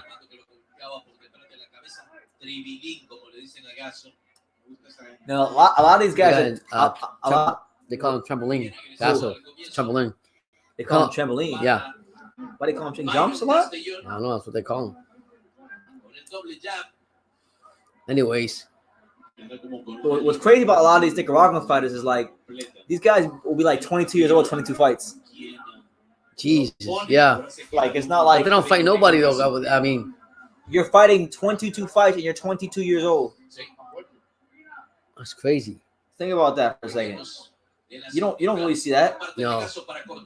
But for these guys, they come from impoverished countries, so it's like Anything to make. Yeah. they're just trying to make ends meet. This isn't about becoming the next pay-per-view star. Yeah, yeah, or any of yeah. that BS.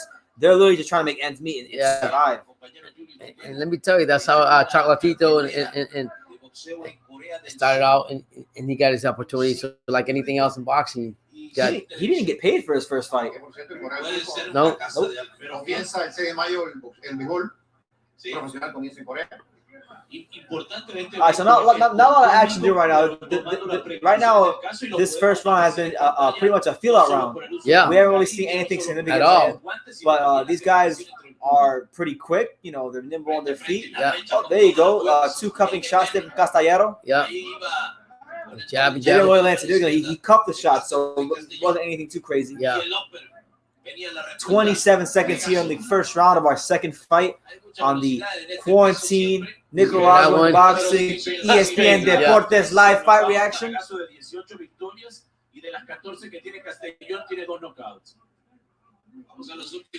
Double jab there from the guy they call the trampoline. Yeah. Oh! That wasn't a knockout. He slipped. Oh, okay, that's a slip. I always slip. Let me tell you, he's aggressive though. Knocked Yeah. down the guy they call a trampoline. Yeah. And round 1 is over. So I'm giving that first one to Castellero. Yeah. But it's your boy BT. We're live here. All right. Who would have ever thought that we'd be going live on quarantine? You know, if you missed it earlier. This one's Vigo Sonny. For the first minute or so, we had a Yeah. on. We had to let that go real quick. We took that shit out. I might put mine back on. Yeah. Yeah. Ugh. Make of this what you will, but F it. Well, something to you. Make sure you hit that like button. Thank you for being here. That's right. We're in the second fight. I think what 6-match card. I think it was. Yep. I mean, so far the first one was good, and this one seems to be a lot better. The fighters were a lot sharper. They're a lot more polished. Yeah. So we're looking forward to see what's happening. That's right. Any more questions you want to? Here we go. Second round. All right. So second round between Brian Castellero and Gazo. Yeah. The guy they call Trampoline. Yeah. I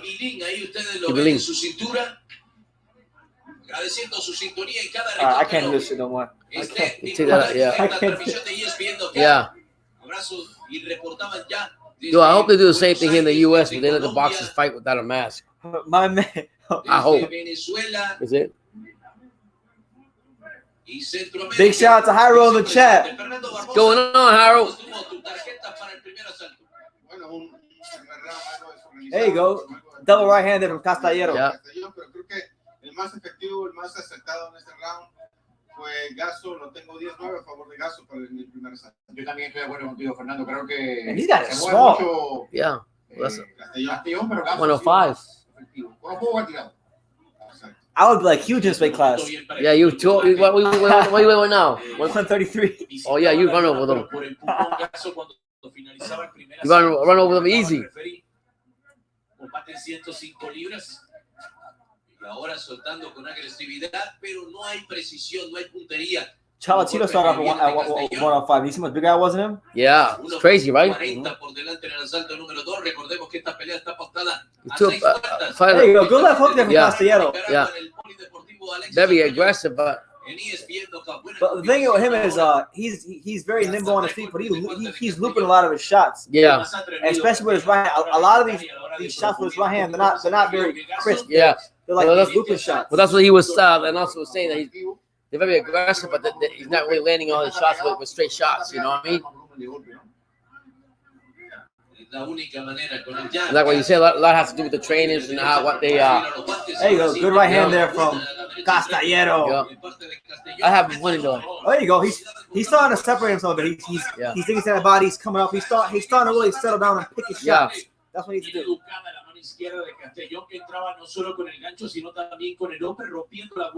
For those of you who want to watch along with us, the link's right here. Here's a link.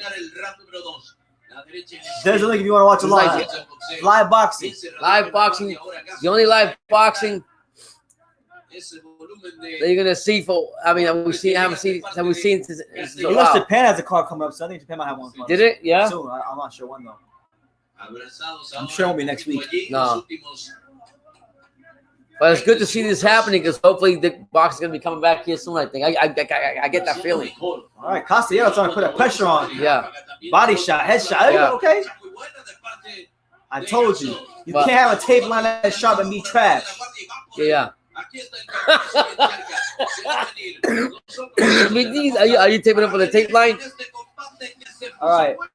So Yeah. all right, we're gonna put this on mute for a second until the third round comes on. But it's your boy BT. We're live here on True School Sports. Now listen, guys, listen. I got some sponsors, right? So what I wanted to tell you guys is this and this simply, all right? True School Sports and this special edition of Live Fight Reaction has been brought to you in part by Kool-Aid with no motherfucking sugar. My bad. Hold on. I'll say it again. This edition of True School Sports Live Fight Reaction has been brought to you in part by Kool-Aid with no motherfucking sugar. What was that? I don't think we quite got that. What was that, Jerome? What was it? Kool-Aid with no motherfucking sugar. You go, Gerald. Go ahead, big baby. Do your thing. Kool-Aid with no motherfucking. Kool-Aid with no motherfucking sugar. Shit. That's our sponsor for this show. Yeah. Oh. Our sponsor for this show is Kool-Aid with no motherfucking sugar.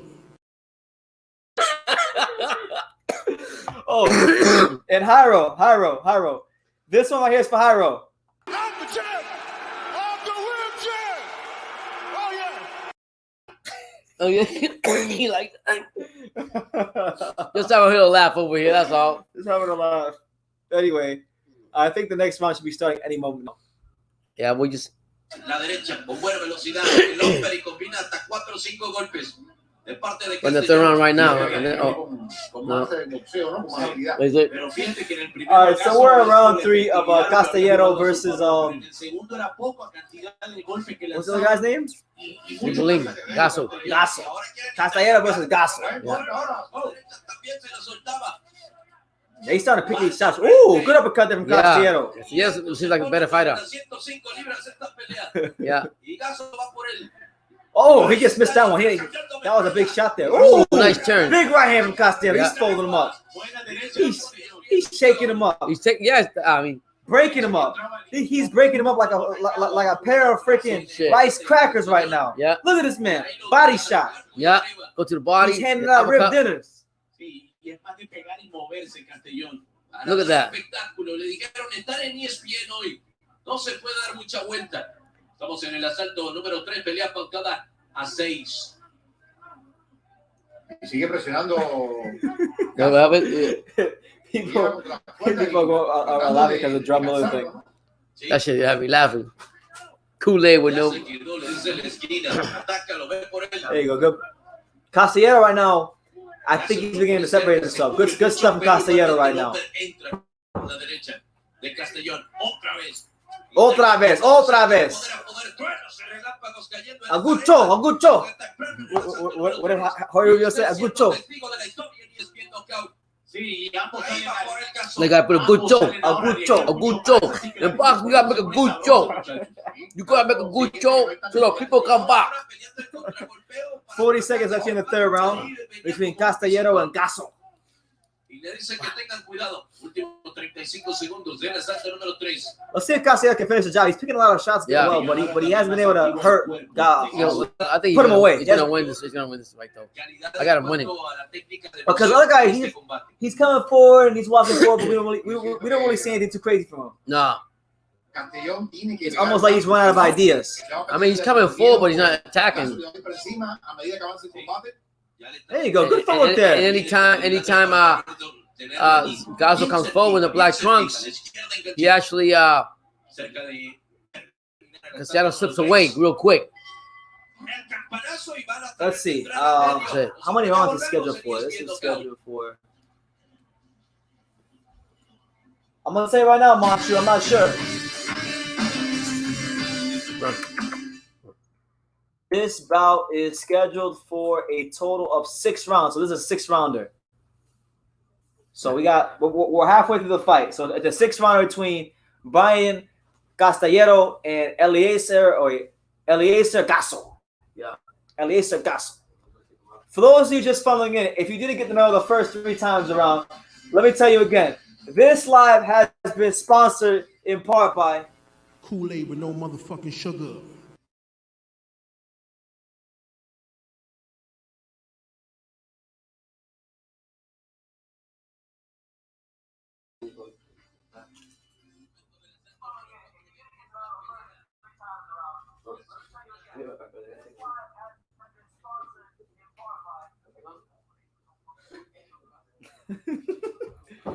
All right, so we're back here in the 4th round. Brian Castellero versus Eliezer Gasso. It's your boy BT. This is the live fight reaction from Nicaragua, ESPN Deportes. Okay, I'm streaming this fight on Crack Boxing Streamers. That's where you want the link. The link is right here. Look, the link is right here.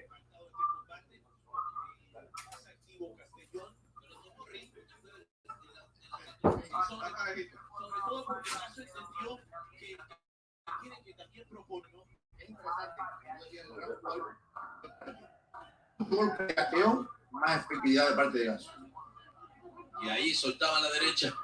Otra vez. No, I don't think Castellero's record is that bad, but is that good? But he actually looks a lot better than his record indicates. He moves well. He's nimble on his feet. He throws a good hook to the body. Yeah. I like Castellero. Yeah. Even though they have like a low back, they're not. Their record never shows how good they really are. You know what I mean? If they have better trainers, that's the fight go on. Chalchito's gonna come show up later. You know? Probably.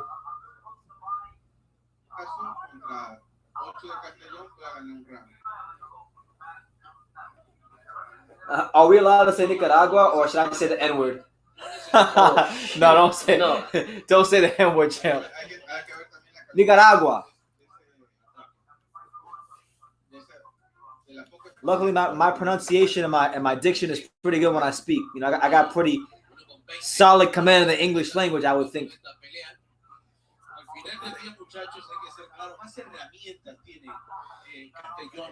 Yeah, so far, I think it's been a clean sweep with Castellero. He hasn't really been challenged a whole lot. Gasso's just coming up with, with his hands up like this. You know, it seems to me like he's running out of ideas. Yeah, he's moving forward, but he's not doing them.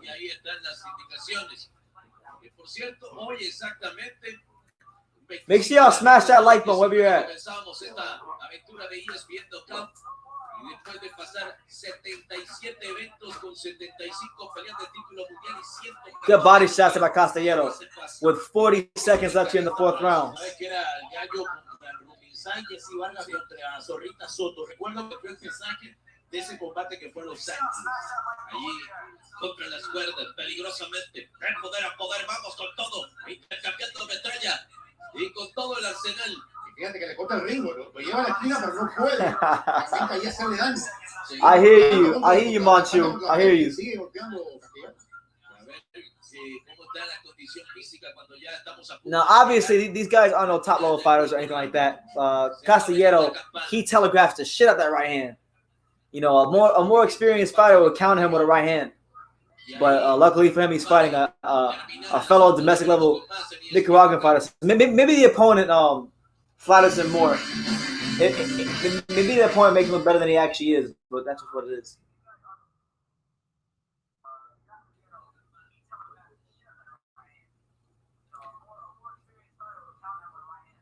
All right, so what I wanted to introduce to you guys is this. I've uploaded a bunch of different clips into my overlays.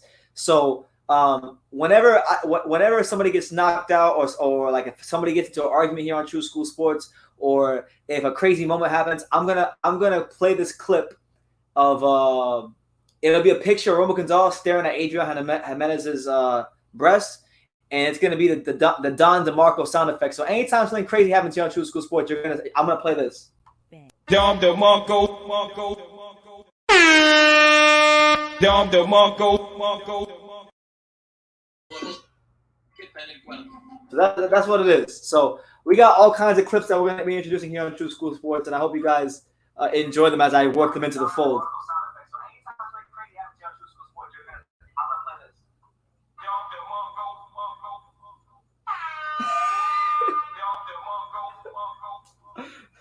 All right, so we're in the fifth round of Castellero versus Eliezer Gasso. And right now it's been a clean sweep. I got a 4 rounds to nothing for Castellero. It's been pretty easy for him at this point. You know, he hasn't dropped Gasso yet. Gasso's fighting a pretty basic fight. He's coming up with his hands like this. But that was a pretty good right hand there. He straightened the right hand and cut Castellero flush, because Castellero's head is right down the line. So more of that. Gasso needs more of that. We need to see more of that from the champ. Come on, champ. Blanco fácil y que con esa velocidad de Castellón rompe rápido con el upper. 1:55 por delante. Estamos en el penúltimo round. Pelea pautada 6. Más adelante haremos contacto. Have you ever watched one of Thompson's boxing events online? I actually haven't had a chance to watch any of Thompson boxing events online. I never have, but I heard they're pretty good. I know Thompson boxing has a pretty good reputation in boxing. So shout out to Thompson boxing. I know that they represent, I think, with Daniel Roman and a handful of other fighters. All right, so Gasso's beginning to turn that pressure up on Castellero. Castellero's legs look like they slow down a bit.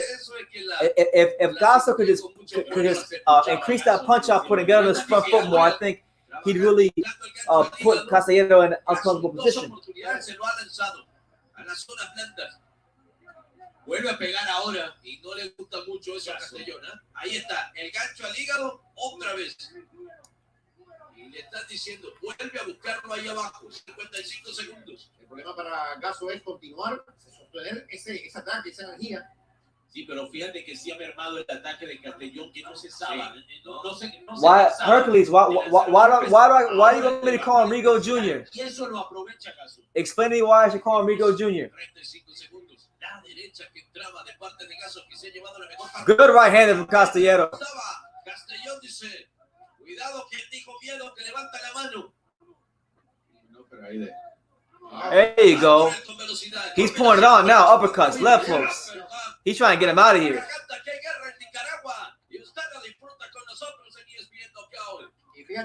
No, Gasso's not a bad. Gasso's not like in this particular fight. He's not horrible. Like you said, he needs to put that punch output up because he gets letting Castellero dictate the pace of the fight with his legs, and he's allowing him to select his punches, turn them, spin him around, use the ring. You can't do that with a fighter like that. You gotta make it feel every part of you. You know, like he's meat and potatoes, right? Like look, Castellero, right? Castellero is meat and potatoes, right? Oh no, my bad. Gasso, Eliezer Gasso, he's straightforward. There's nothing special about him. You know, he's meat and potatoes. And Castellero, well, he's what Vladimir Klitschko would call, you know, here's how Vladimir Klitschko would refer to a fighter like Castellero in this fight. With the earrings, with the flashy flash. With the flashy flash and the earrings, you know what I'm saying? So, you know, when you're fighting a guy who has things like with earrings, with the flashy flash. The flashy flash, you gotta press them. You gotta make it uncomfortable for them.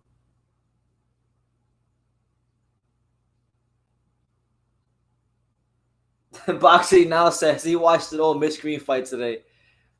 Hey man, you gotta do what you gotta do to make it to quarantine. Okay? Anyway, back to the fight. We're currently heading to round 6, which is the final round of this fight between Eliezer Gasso and Brian Castellero. Did he really? Suleiman said that today? All right, so 2 minutes and 20 seconds left in the 6th round between Castellero and Gasso. Evento también que lo hace en Nicaragua, Rosendo Álvarez, quiere enfrentar al Finito López, quiere enfrentar al Travieso Arce también. Doble campeón del mundo, Rosendo el Búfalo Álvarez. See, what I'm starting to notice with Castellero now is he's beginning to miss a lot of punches up top. You know, he's throwing a lot of punches. A lot of these punches are missing. They're not the most accurate punches in the world. 1:50. Round número 6, Castellón. Good body shot there from Gasso. And right now, like, it's unfortunate this fight isn't an 8 or a 10 rounder because it looks like Gasso's getting a bit better as the fight goes on in placing his punches and putting that pressure on. It seems like he's settling into a decent rhythm, but it might be a case of too little too late. El contragolpeo ha sido su arma principal de Castellón. Caminar el cuadrilátero contragolpeando. Se cierra la guardia Gasso y pierde un poco la visión y ahí es donde aprovecha Castellón para tirar sus combinaciones.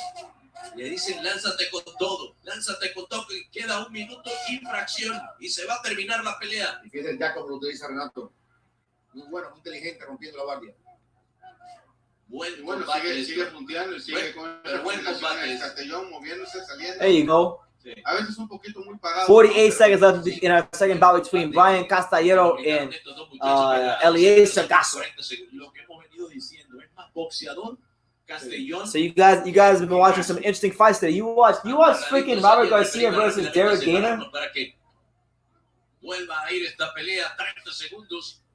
Cuidado, la derecha que pasaba muy cerquita del mentón de Gasso. Intercambian a corta distancia, soltando todo el arsenal ofensivo. Se va a terminar la pelea. ¿Será que nos vamos a las tarjetas? All right, so 16 seconds left here in the sixth and final round between Castillero and Gasso. Trabajándolo muy bien. Jabby upper con esa misma mano izquierda. Y está cansado. All right, so it looks like Castellaro's going to get a decision here. Castillero finishes strong, landing flush punches on Gasso. Gasso doing his best, but it's too little too late. We won the full 6 rounds, and more than likely Castillero will get a 6-round decision, so that's what it is. But getting back to the comments, because that was that was good, but it was a far cry from the first fight. A far cry from the first fight. A far cry. Getting to the comments, I think that Suleiman probably said it about Wilder because maybe he knows something about Wilder that maybe he knows something about Wilder that we don't. Like I'm willing to bet any amount of money that Mauricio Suleiman probably knows something about Deontay Wilder that us boxing fans don't. And I'll be honest with you guys. Personally, for me, this is not me hating on Wilder or throwing any dirt on him. I think his career. I'm not gonna say it's gonna be done the next fight, but I think he's only got about two more fights left in him after that fight. I don't really see him fighting on for much longer because of the fact that so much of his reputation was built upon being a puncher, and the blueprint is out there to beat him. And I just don't think you could see in the video that he posted when he was like, "To all my bomb squad nation," his soul was taken. And once you take the soul of a puncher, okay, once you take the soul of a puncher, if they don't have the boxing skills to boot, they can't really come back. And when you factor that into the heavyweight division, and with Wilder being 34, having a bit of that tall man syndrome, I just think that I think his days as a top level, heavyweight or one of the top dogs in the division, after the third Fury fight, if he's not able to win, they'll be done. They'll be done. But that's just my opinion. Obviously, he could prove me wrong, and if he could do that, that would actually make me and force me to have to put some respect on his name. Hopefully that doesn't happen, though, because I'm not trying to have to hear the LDBC. Yeah, man. But it's your boy BT. We're live here on True School Sports for the Nicaragua Quarantine Live Fight Reaction on ESPN Deportes.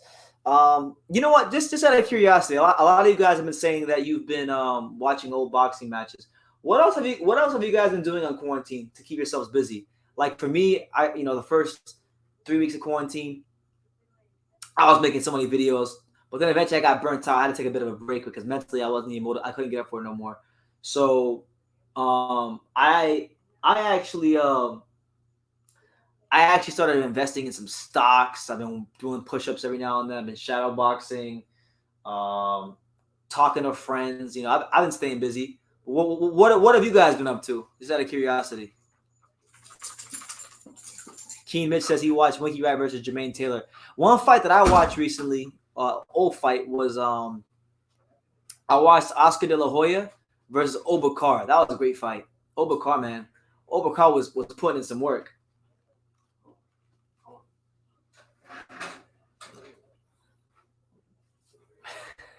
Manchu Green says, I've been choking the hell out of my chicken. Oh shit! Yeah, join the club. Join the club, champ. Haven't we all been? So yeah, I've been making boxing. So basically, for me, I'll tell you guys what I've been up to. I've been reading I've been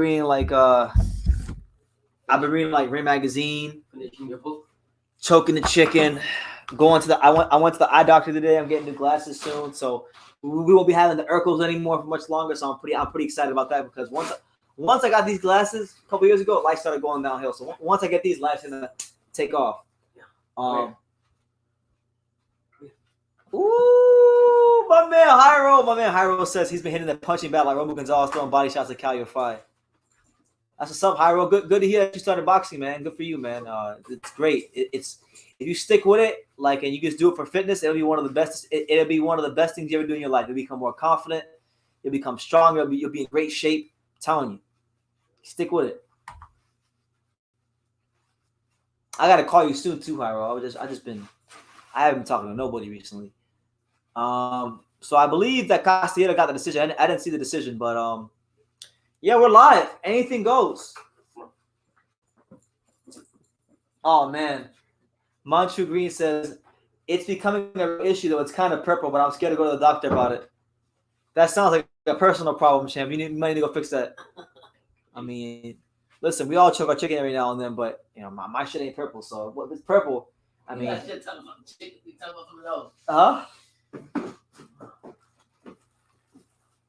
Kean Mitch says he's been binge watching Snowfall on Hulu. I don't even know what that is. I'm assuming it's a TV show of some sorts, but I don't. The other day, my dad and I we had one of our friends staying over here, and he's a bit of an animated character, and like our friend, he's like one of those guys that was in jail. Like he did like a 3 or 4 year bit on Rikers Island. So this guy works out like crazy, and every time I hang out with him for any extended period of time, he wants to work out. So I try to work out with him, which is stupid because this guy, I can't keep up doing push-ups the way he can, but I try to because I'm a competitive guy. So, you know, long story short, I try to do 300 push-ups at the same pace as he does. And for the last 3 days, my entire back, my entire like, what is it? My forearms, my back, everything has been sore for like 3 days. I did 300 push-ups. I did like 300 push-ups in an hour span, like less than an hour, which I don't know if you want to consider that fast or not, but I did it. Manchu Green says, sorry, I thought we were getting close. I opened up to you too soon. Yeah, I guess not, champ. Crazy. This guy's getting money, man. Yo, these guys were talking about Romo Gonzalez the whole time. Yeah. I love this shit. They were talking about Romo Gonzalez the whole time. You have to, the legend there. That's right. None of these other boxers matter.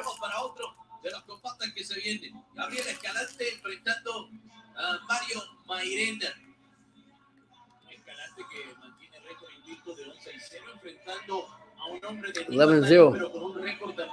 Never know. This guy's 11-0. What I said. Así que todo listo para una nueva batalla. Venimos de un gran pleito en 105 libras, donde Castellón se llevaba la victoria, pero un pleito entretenido y de esas maneras seguramente vamos a... La música no tiene que ver nada con la acción, porque ha habido buena acción. La música es muy... Usted no es hombre de balada. Yo soy baladista, entonces yo disfruto ese tipo de música. All right, so we're getting ready for our third bout of the night, the third bout of the card. Yeah. Some tall, lanky guy. Who? Mario something. Mario Mairena. Mario Mairena, un veterano de 38 años de edad. El hombre debutó como profesional en 2007 y anda en racha negativa de 4 perdidas. Oh shit, 419. Oh god, this guy's 419. He's 38 years old. Don't judge him. Journeyman. El Torito Mairena. Yo siempre digo que para el boxeo siempre se falta este tipo de guerreros que son los que abren la puerta. Fucking embarrassing. Con récord negativo. 4-19. All right, I'm telling you, you did this shit at the Hard Rock and you saw what happened. Don't do that. Sabemos cómo es la historia. ¿Será que What was the guy's name? se aparezca el diablo? Marito Morena.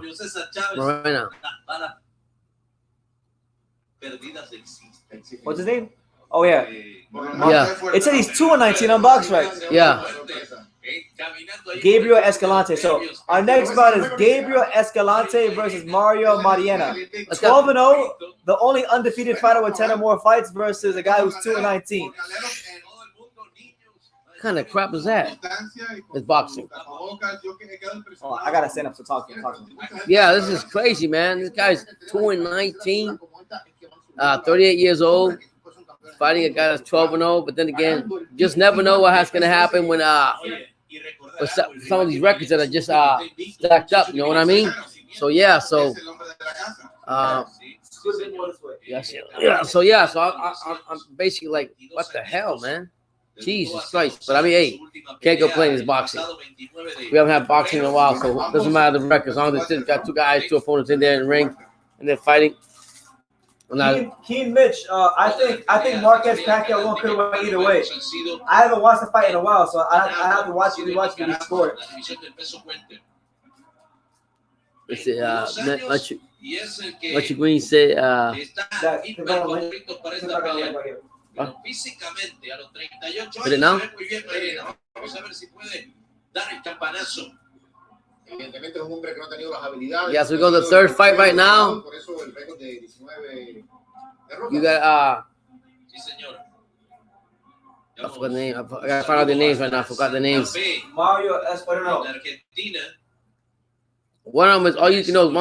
The one in the white trunks is Acompañarnos a Rodrigo 2-19, y a Joaquín. and the other one is 12-0 in the yellow trunks. Para toda la Unión Sí, señor. Americana. Jesus Christ. Yo quiero agradecer profundamente al director general de ESPN Deportes, One SS was Oscar asking me, Ramos, quien fue when are you que taking accounts with the desde el school? primer momento dijo, Me? yo Yeah. quiero.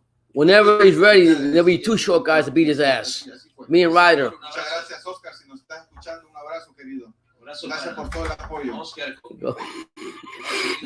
Ya muchos años No, de standing up. conocerlo. Yeah. Tremenda persona. Vamos al primer asalto. Here we go. First round of the third fight. Asalto en la división del peso Uh, welter. Pactado 12-0, the seis yellow shorts. de acción y adrenalina. Escalante va a venir con pantaloncillos en amarillo. Escalante is De blanco the va a pants, venir. yellow pants, Su rival Mairena. and Marina's. Juega knockout. Juega knockout, señor.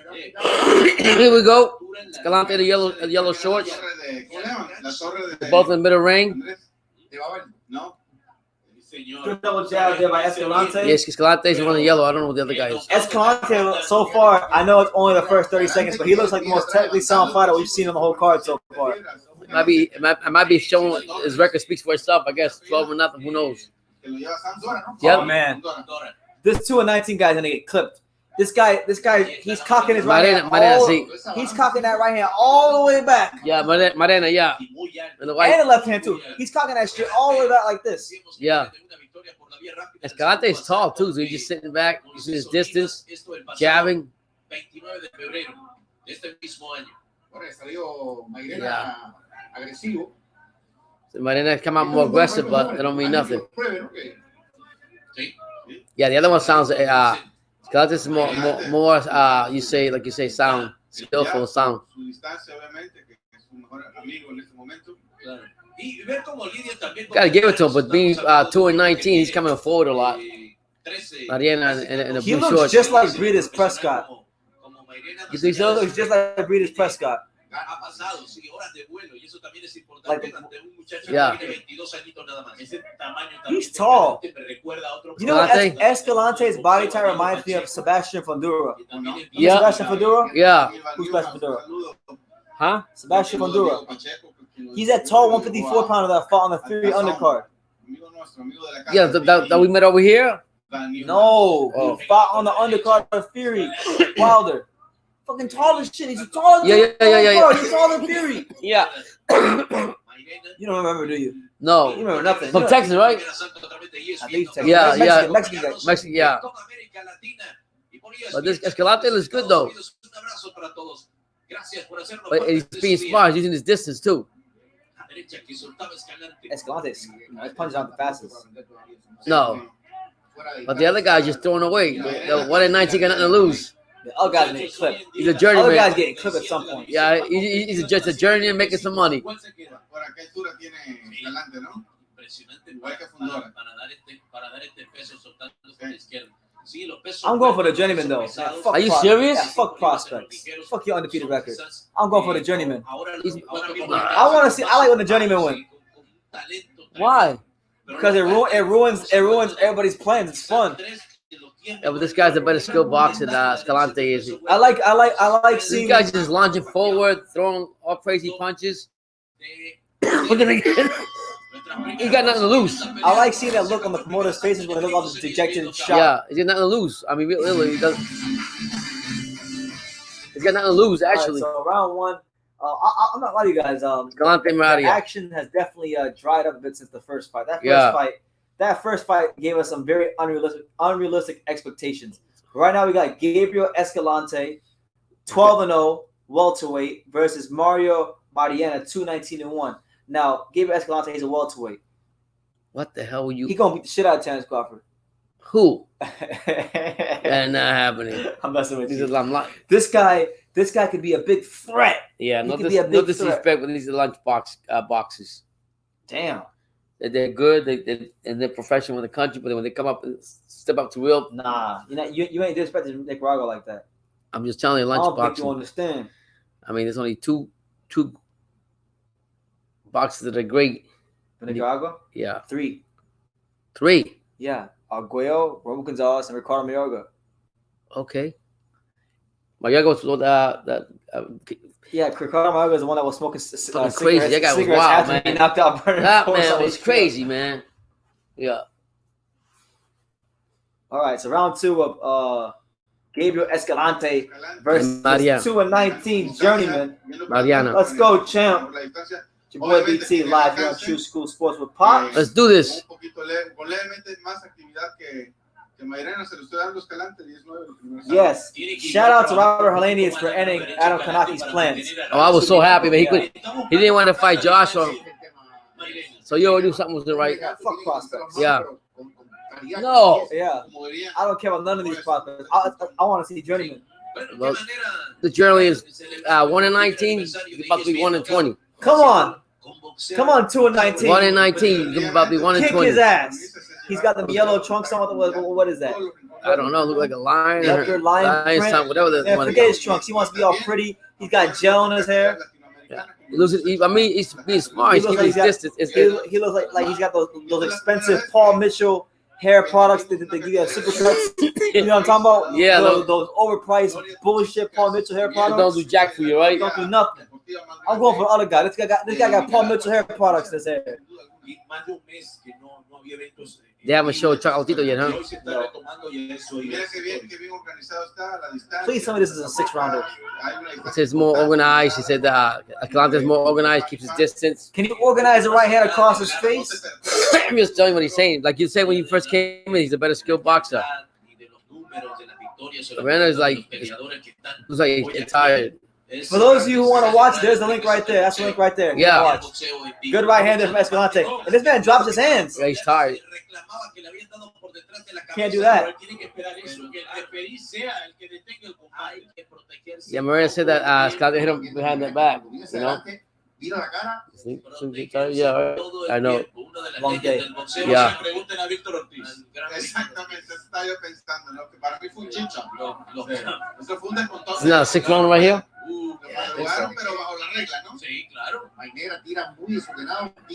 Look at that.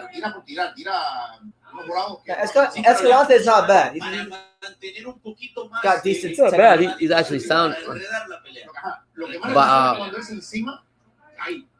looks like Marina got tired. He's tired out though.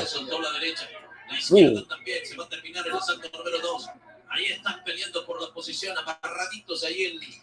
Both those holding grappling hands. All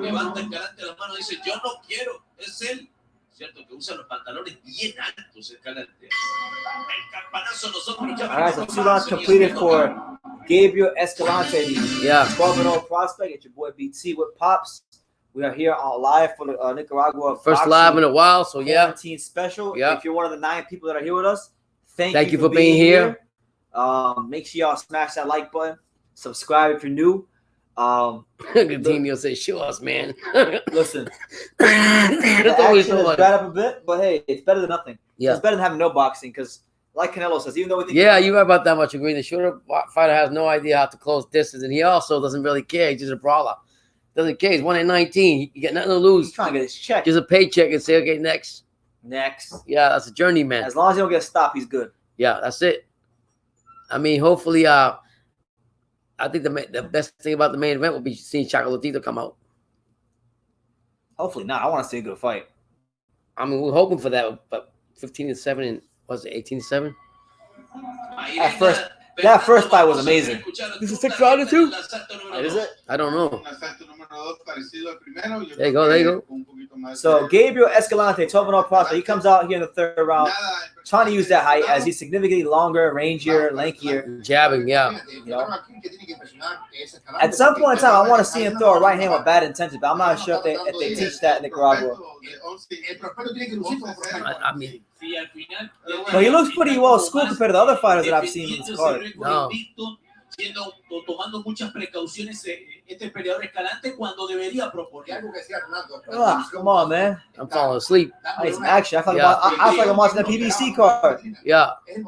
Well, we expected this anyways. I didn't. I expected knockouts in every round. Every Cuando fight. sabe que tiene esa presión de su lado. Puede ser, Sí, bueno, señor. puede ser, sí. Sí, señor. Reportando sintonía desde. They're both in the ring right now. They're just grappling each other. Escalante in the yellow shorts is trying to push him back. Jabbing, missed with the right. Escalante. Nice 2 jabs. Escalante in the yellow shorts. Trying to be more active. Cuidado que Mayrena está descuidando la guardia y ahí le iba al frente Escalante.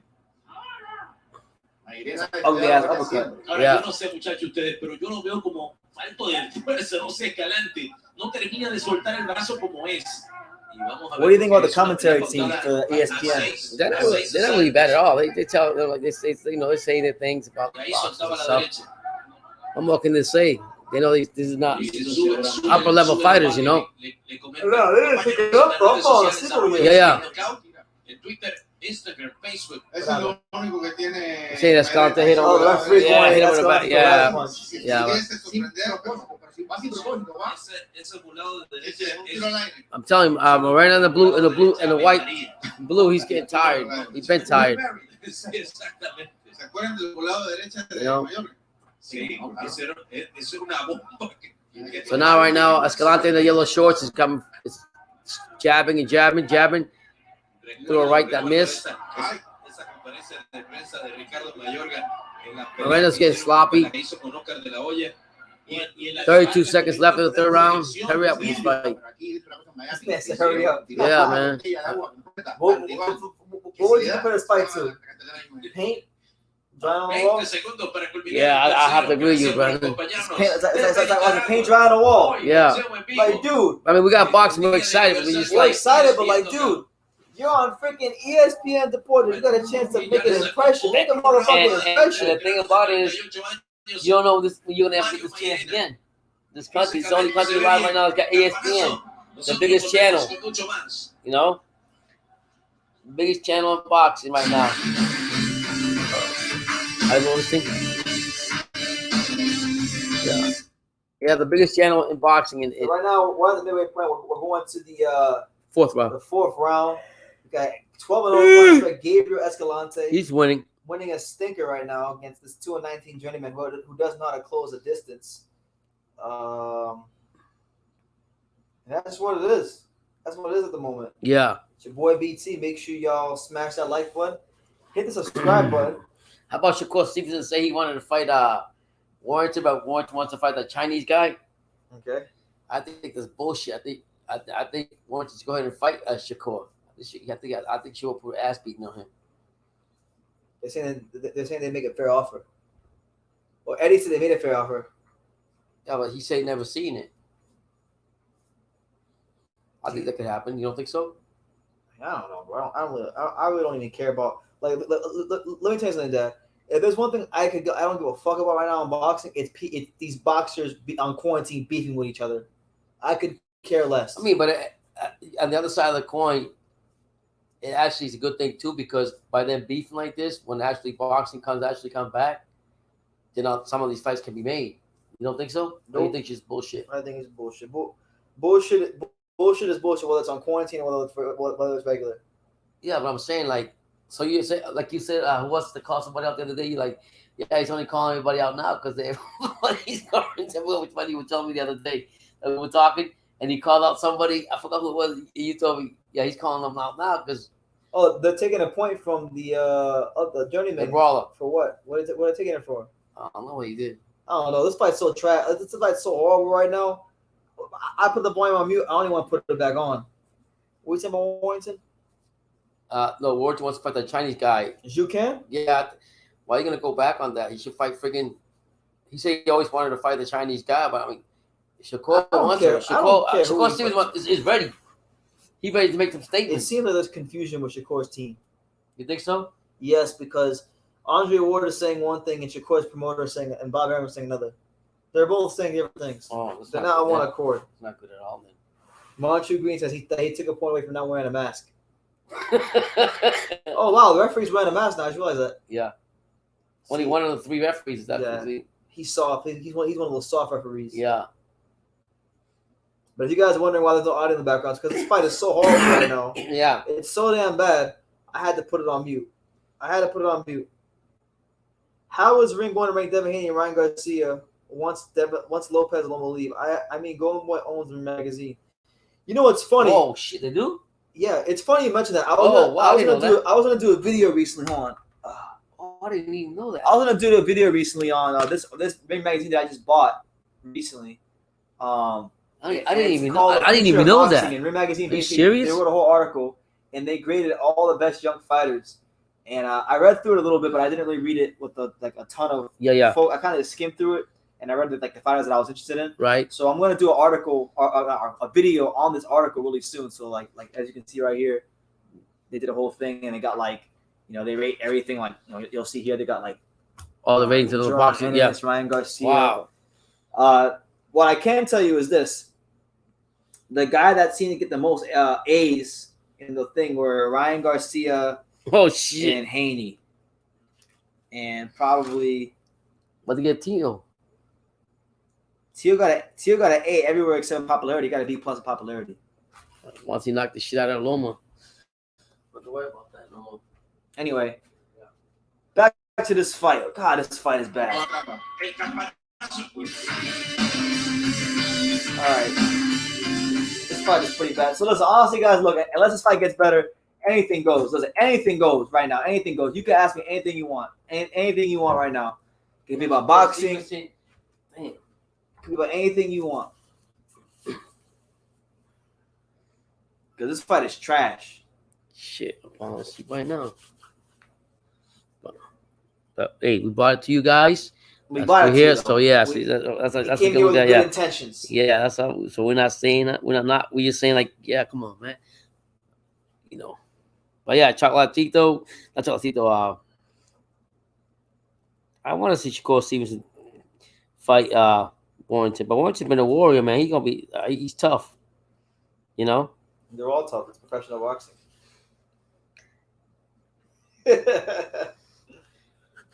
What weight class is Shakur and I forgot what weight class Shakur and Haney in? Haney's at 135. Shakur is at 146. Yeah. Damn. Okay. That fight not gonna happen. Oh no, Hyro, not today. We're not doing that. What is it? He says he wants to break G Boogie and Larry Holmes' record. What he's saying is he wants his live to go 15 hours. Not today, champ. Not today. We're fighting right now. Sleep. It'll happen. It'll happen one day. Just that day's not today. What he say?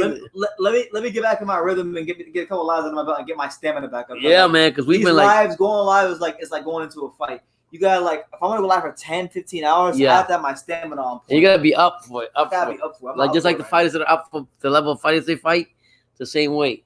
That's crazy. Maybe one day I'll fall asleep. Oh, I think he stopped him. I think he finally did. Oh, we missed it. Let's see what he did. Let's see what Gabriel Escalante finally did. Body shot. Oh, he hit him on one of those Andre Ward body shots. Yeah. No, that was actually clean though. That was right on the belt. Yeah, knocked him out. Oh, it didn't last for the whole Good for him. Yeah. So Gabriel Escalante scores the 5th round stoppage via body shot. Bang. A very subtle body shot. Right. Yeah. There you go. Good for him. Okay. Thank God. I thought it was horrible. Yeah. It was a terrible fight. Yeah. Well. Yeah, but no records will be broken tonight, Hyro. But don't worry. Yeah, 2-19 got knocked down. You got that right. One of these days, Hyro, I promise. I'm about to say 2-20 now. Is there any other? No. This is the only card right now. That's ESPN. For ESPN to go all the way to Nicaragua to do this fight, you already know. They just wanted. I mean, they need some type of telecast to bring out to the boxing fans. So yeah. So not right now. It's the only thing on right now. I'm grateful. I'm very grateful for it, but. And soon they'll hopefully have the other fight. Get it going over here in the U.S. I mean, if they're already doing it over there. But they've been saying over there in Nicaragua, they've been having soccer and all kinds of sports over there. So, yeah. So, we don't know what's going to happen here. This fight's going to be primed for sleep. Yeah, you ain't lying. Be primed up. To go to sleep. No, Dean. Joe Green. Is there any other? Nope.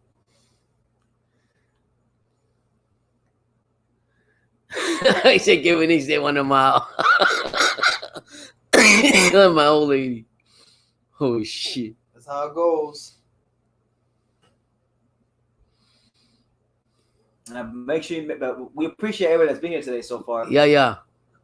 You know, you can't expect Great fights. No, you can't expect what was it say? You can't expect a skirt steak when all they gave you was the McDonald's meat. You know what I'm saying?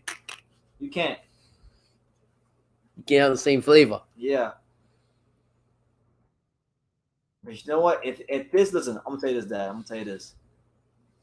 I'm running low on energy. If this don't Get better the next fight. get better, I'm gonna have to go give me a cup of Kool-Aid with no motherfucking sugar.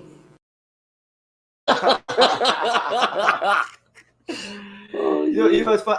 What I like about StreamYard is you can put these little like overlay clips. So like I'll show you the ones that I'll show you guys a clip. I've showed you most of the clips that I got for like later on when I go live and certain things happen. Like I'm gonna use these clips in different scenarios. So you already saw the Jarrell, you saw Klitschko, you saw the Don DeMarco. I also have another Jarrell Miller clip I want to play for you guys. Stop letting a fat girl sit on your face. Okay, what's up? You fucking salad tossing prick. Man, that's crazy right there. He called Anthony Joshua. This man called Anthony Joshua a salad tossing prick. What kind of crazy shit is that? What he did?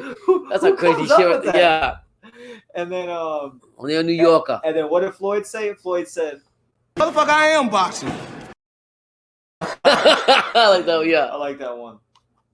I like that one, man. Floyd out there riding the bikes out there.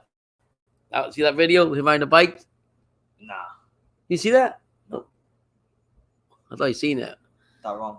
Oh, but he was riding a bike out there, and I think it was in L.A. with a whole bunch of crews. Yeah. Yeah. So I hype had it. Anyway, let's go to right now. I think we're waiting the main event. I'm not gonna lie to you guys. If this don't pick up, we might just cut it short. Yeah, man. Say good night. And This is getting too much. Man. Yeah. Let's see. Spectacular photo. It's already 12:27. Yeah. I'm telling you, the most exciting thing is when Chocolatito walks in the ring. If he even walks in the ring.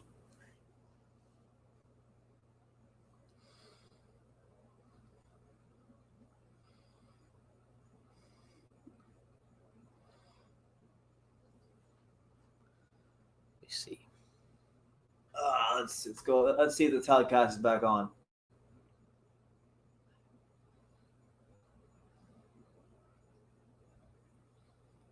I feel like keep showing all the fights that I've been to this year. Miami, Frisco. Yeah. Yeah.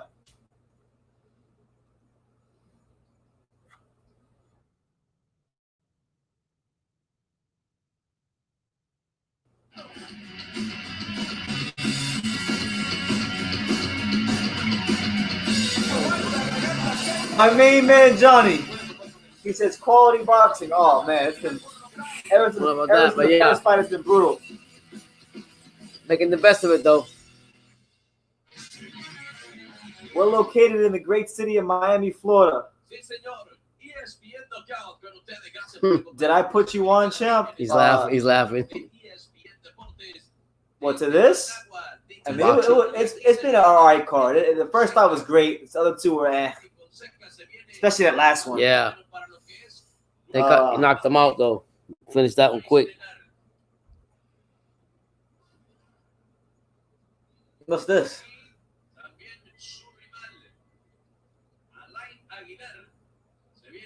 Who's this guy? Probably somebody's got a fucked up record and actually he's big. I don't know.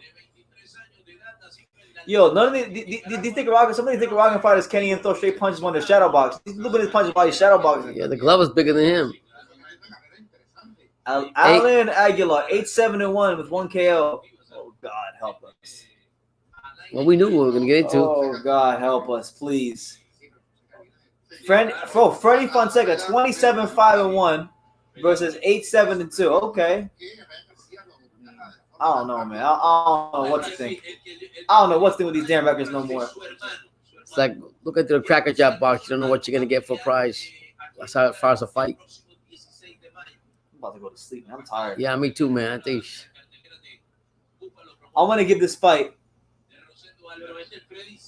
So, this man said, sounds like your blood sugar is low. Better put some sugar in your Kool-Aid. I need some sugar. I'm tired as fuck right now.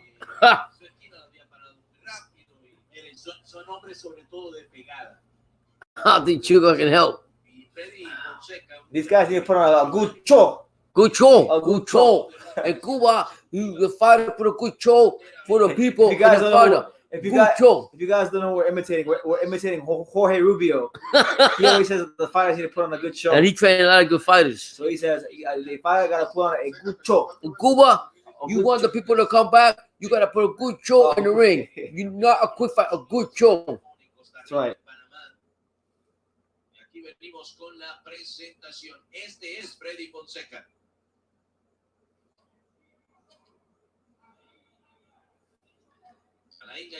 This man said it's Nicaragua and it's in the middle of the pandemic. What did you expect? A-listers? Yes, I expected Alexis Arguello, Romo Gonzalez, Caleb. No, I'm joking. We knew we just like. I was just hoping for more guys to get knocked silly. Yeah. I mean, Johnny, the first fight was exceptional. Second fight was pretty one-sided. Yeah. The third fight was trash up until the stoppage. And this one, who knows? But yeah, it's the best and the worst card I've seen in a month. Because it's the only card I've seen in the last month. Hay mucha gente, inclusive, yo creo que tienen hasta nacionalidad, porque en muchos sitios cuando vas a ver el récord de Chelsea said they're not gonna cut the soccer players' pay.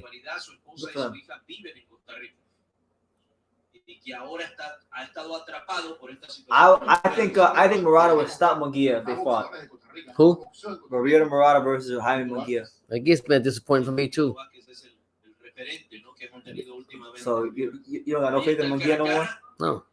So come on, show him something. Well, you know, every close fight he's getting the win, whether you like it or not. Yeah, I've seen that. That's true. We've seen that already. It doesn't matter how much disappointed he's winning. All right, bullshit. so round one between these two guys whose names I don't even know. And you know what? And they don't stop boxing, I'm not learning their name. Fuck this shit, man. Fuck, I'm watching the PBC card at times.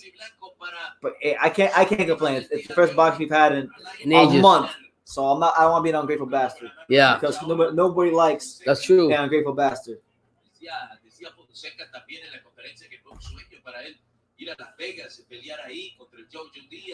Oh my God. This man's cocking that thing all the way back there.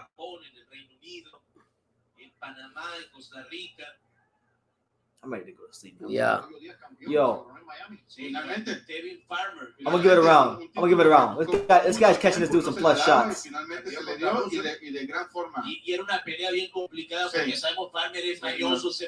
want to tell him Farmer versus Jojo Diaz. Yeah, no, he's saying. Yeah. Intentó con gran pedigrí amateur, perteneció al equipo americano, olímpico, y finalmente se le dio su título. Oh my Lord. Oh my God, this guy's getting caught some devastating shots. Hizo una gran pelea. Y en esa primera de cambio, muchachos, podemos ver un poquito lo que es cada boxeador y yo creo que Freddy Fonseca se ve con más fundamentos técnicos. Sí, se ve la diferencia. Yo, God, I'm going to sleep. I can't take this. God, I'm sorry, guys. Yo, I enjoyed it. It was fun while it lasted. We're going to get off. Yeah, have a good night, guys. Thanks for being here, man. Yo, thank y'all for being here. I can't take it. My blood sugar is, I'm tired as fuck. But it was, good when it lasted. We will be live again soon. Enjoy the rest of the card. Have a blessed night. And like I say in every single one of these videos, you can love me or you can hate me, but I'm just keeping dangerous. Until next time. Thank you guys for supporting us. La demostración. El lado va más fuerte, sí, es un 50-50, pero yo estoy cuidado. Carlos Rodríguez estaba en Chile cuando comenzó todo esto. Claro, y enfrentar a Postol. 2 veces se le movió su cartelera. Pues sí,